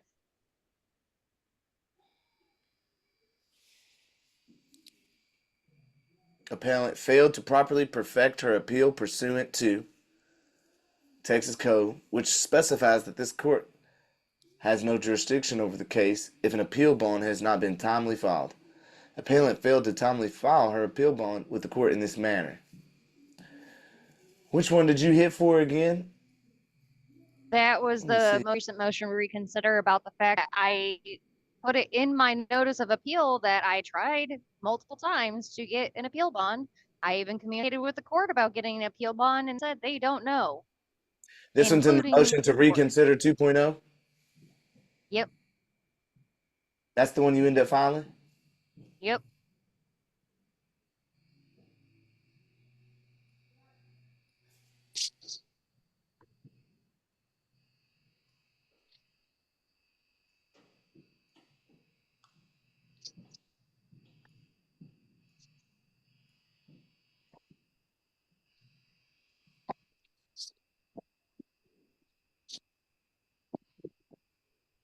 So how many What did you put in here? What'd you put in here about the appeal bond? The appeal bond, I had called a bondsman. They don't do appeal bonds. And I contacted the city court, asked them. She responded back saying she didn't know and was in communication with the county court to get an answer for me, and I'd hear back by the next week, and she never did, which is why I did my appeal without supersedis. Oh, That, that's and there right. was that Because one wait, rule. that statutory provision, which, as shall be demonstrated in infra, was repealed and rendered functious officio and without legal force or effect ab initio at all times relevant to appellant's appeal. Right? Yep. Yes, and that's So why then, she how did does she her send this order again? Then? her motion pro tunc, the one that I just put in the group, I Yeah, think I got it. I got it. yesterday I or the got day it. before. It's right here. She corrected it to what it got changed to, because when they repealed it, they moved it to a 45A, and that's Oh, what she so this corrected it bitch to. initially quoted the wrong one? Correct. Oh no, But you can't do because that. it So, was in the right spot oh, then that means if back before anything, January. oh, yep, it even says it right here. Entry of this order dismissing appeal was necessary in order to change the basis of the dismissal. So this bitch is being like, oh, well, I have to just change it now, the basis of my dismissal. Even though I've made a mistake, a procedural mistake, I don't deserve to be sanctioned, but I'm just going to dismiss everything, even though I gave the wrong information in my original order. So when was this issued? Oh, you got May time. 13th. You got time. Yeah, you got time. We'll file something Yep. this. Yeah, we'll file something. Nice. Okay. Yeah. Yeah, that's good. That's good. At least she admitted to her fuck up at the bottom. Yep. Okay. Well, that's good. That gives us action. All right. So that's cool. Yeah, But that's dope. after this many motions to reconsider, I think it's time to just do a writ of mandamus. You can do that too. Yeah, we can Getting do that. irritating. Yeah, and as my husband just reminded me, there's never been a single hearing on any of this. You don't see anything about from a attorney in any of this. It's literally just the judge from what we can see. Shouldn't we be making all of our pleads concerning the district, the prosecuting attorney? Because the judge is just a referee to make sure that the procedures are being followed. Well, and that's my point. There's been no hearings. The moment I sent this to this appeals court, which is the county court, there's been no one but me and the judge. Here it goes. Look, it said, appellant hereby advises the court, you dumbass bitch, since you can't fucking get the goddamn rules clear, that we must advise you, because you're so fucking stupid, that you're wrong. Okay, you're citing the wrong fucking goddamn section of the Texas Code of Criminal Procedures. It was repealed, bitch. Okay, update yourself, or excuse me, let me update you. Okay, okay, go ahead and update yourself. This legislature abrogation occurred pursuant to the established principles of statutory construction, wherein the legislature's intent to repeal is given full effect. Okay, god damn. Remember, Dr. Gray said that even judges don't know the law, all the law. They know procedures. And it says right here, the repeal this. of Article 45 represents a clear legislative determination that an appeal bond should no longer be required as a jurisdictional prerequisite for appeals from municipal court judgments. So you don't even need it. She don't even need no motherfucking appeal bond. This repeal represents a clear legislative determination that an appeal bond should no longer be required. So you're sitting here telling me that I need to file for an appeal bond, but they literally repealed it because there should no longer be a jurisdictional prerequisite for appeals for municipal court judgments. And to be a devil's advocate. To be a devil's they repealed it from the spot where she quoted it from and moved it to a different spot. Oh, that's it? Same kind of language? And that's what yes. Yeah, it's the same kind of language. They just moved it to that 45A instead of actually in 45. Well, she already made a mistake. That's her fault. We're going to call her out on that. That's why I did that one the way I did. Just like that stupid judge that made that law of what was that, immunity for cops? Oh, the qualified immunity? Yeah, qualified immunity. How judges can't make law, so how the hell are they using that? Exactly. It's only the legislator that can make laws in the state. Exactly. No. Back up there, Mitch. All legislative power are invested in the one Congress. States don't make law. They make policy, statute, and code. I beg to differ. In our Republican form of government, we're divided up in 3 branches. No, there it is again. Self-governing republic. Self-governance is not under anything, bro. So you keep trying to put us up under something. And you're gonna have to stop doing this, 'cause these go on YouTube, bro. You really gonna have to stop. I'm saying that the state, the state, You're not making us. it confusing for people. Just don't stop making it confusing for people. That's not what's going on. And if you wanna get right on your qualified immunity, you can go listen to this video, which is me reading Judge Carlton Reeves'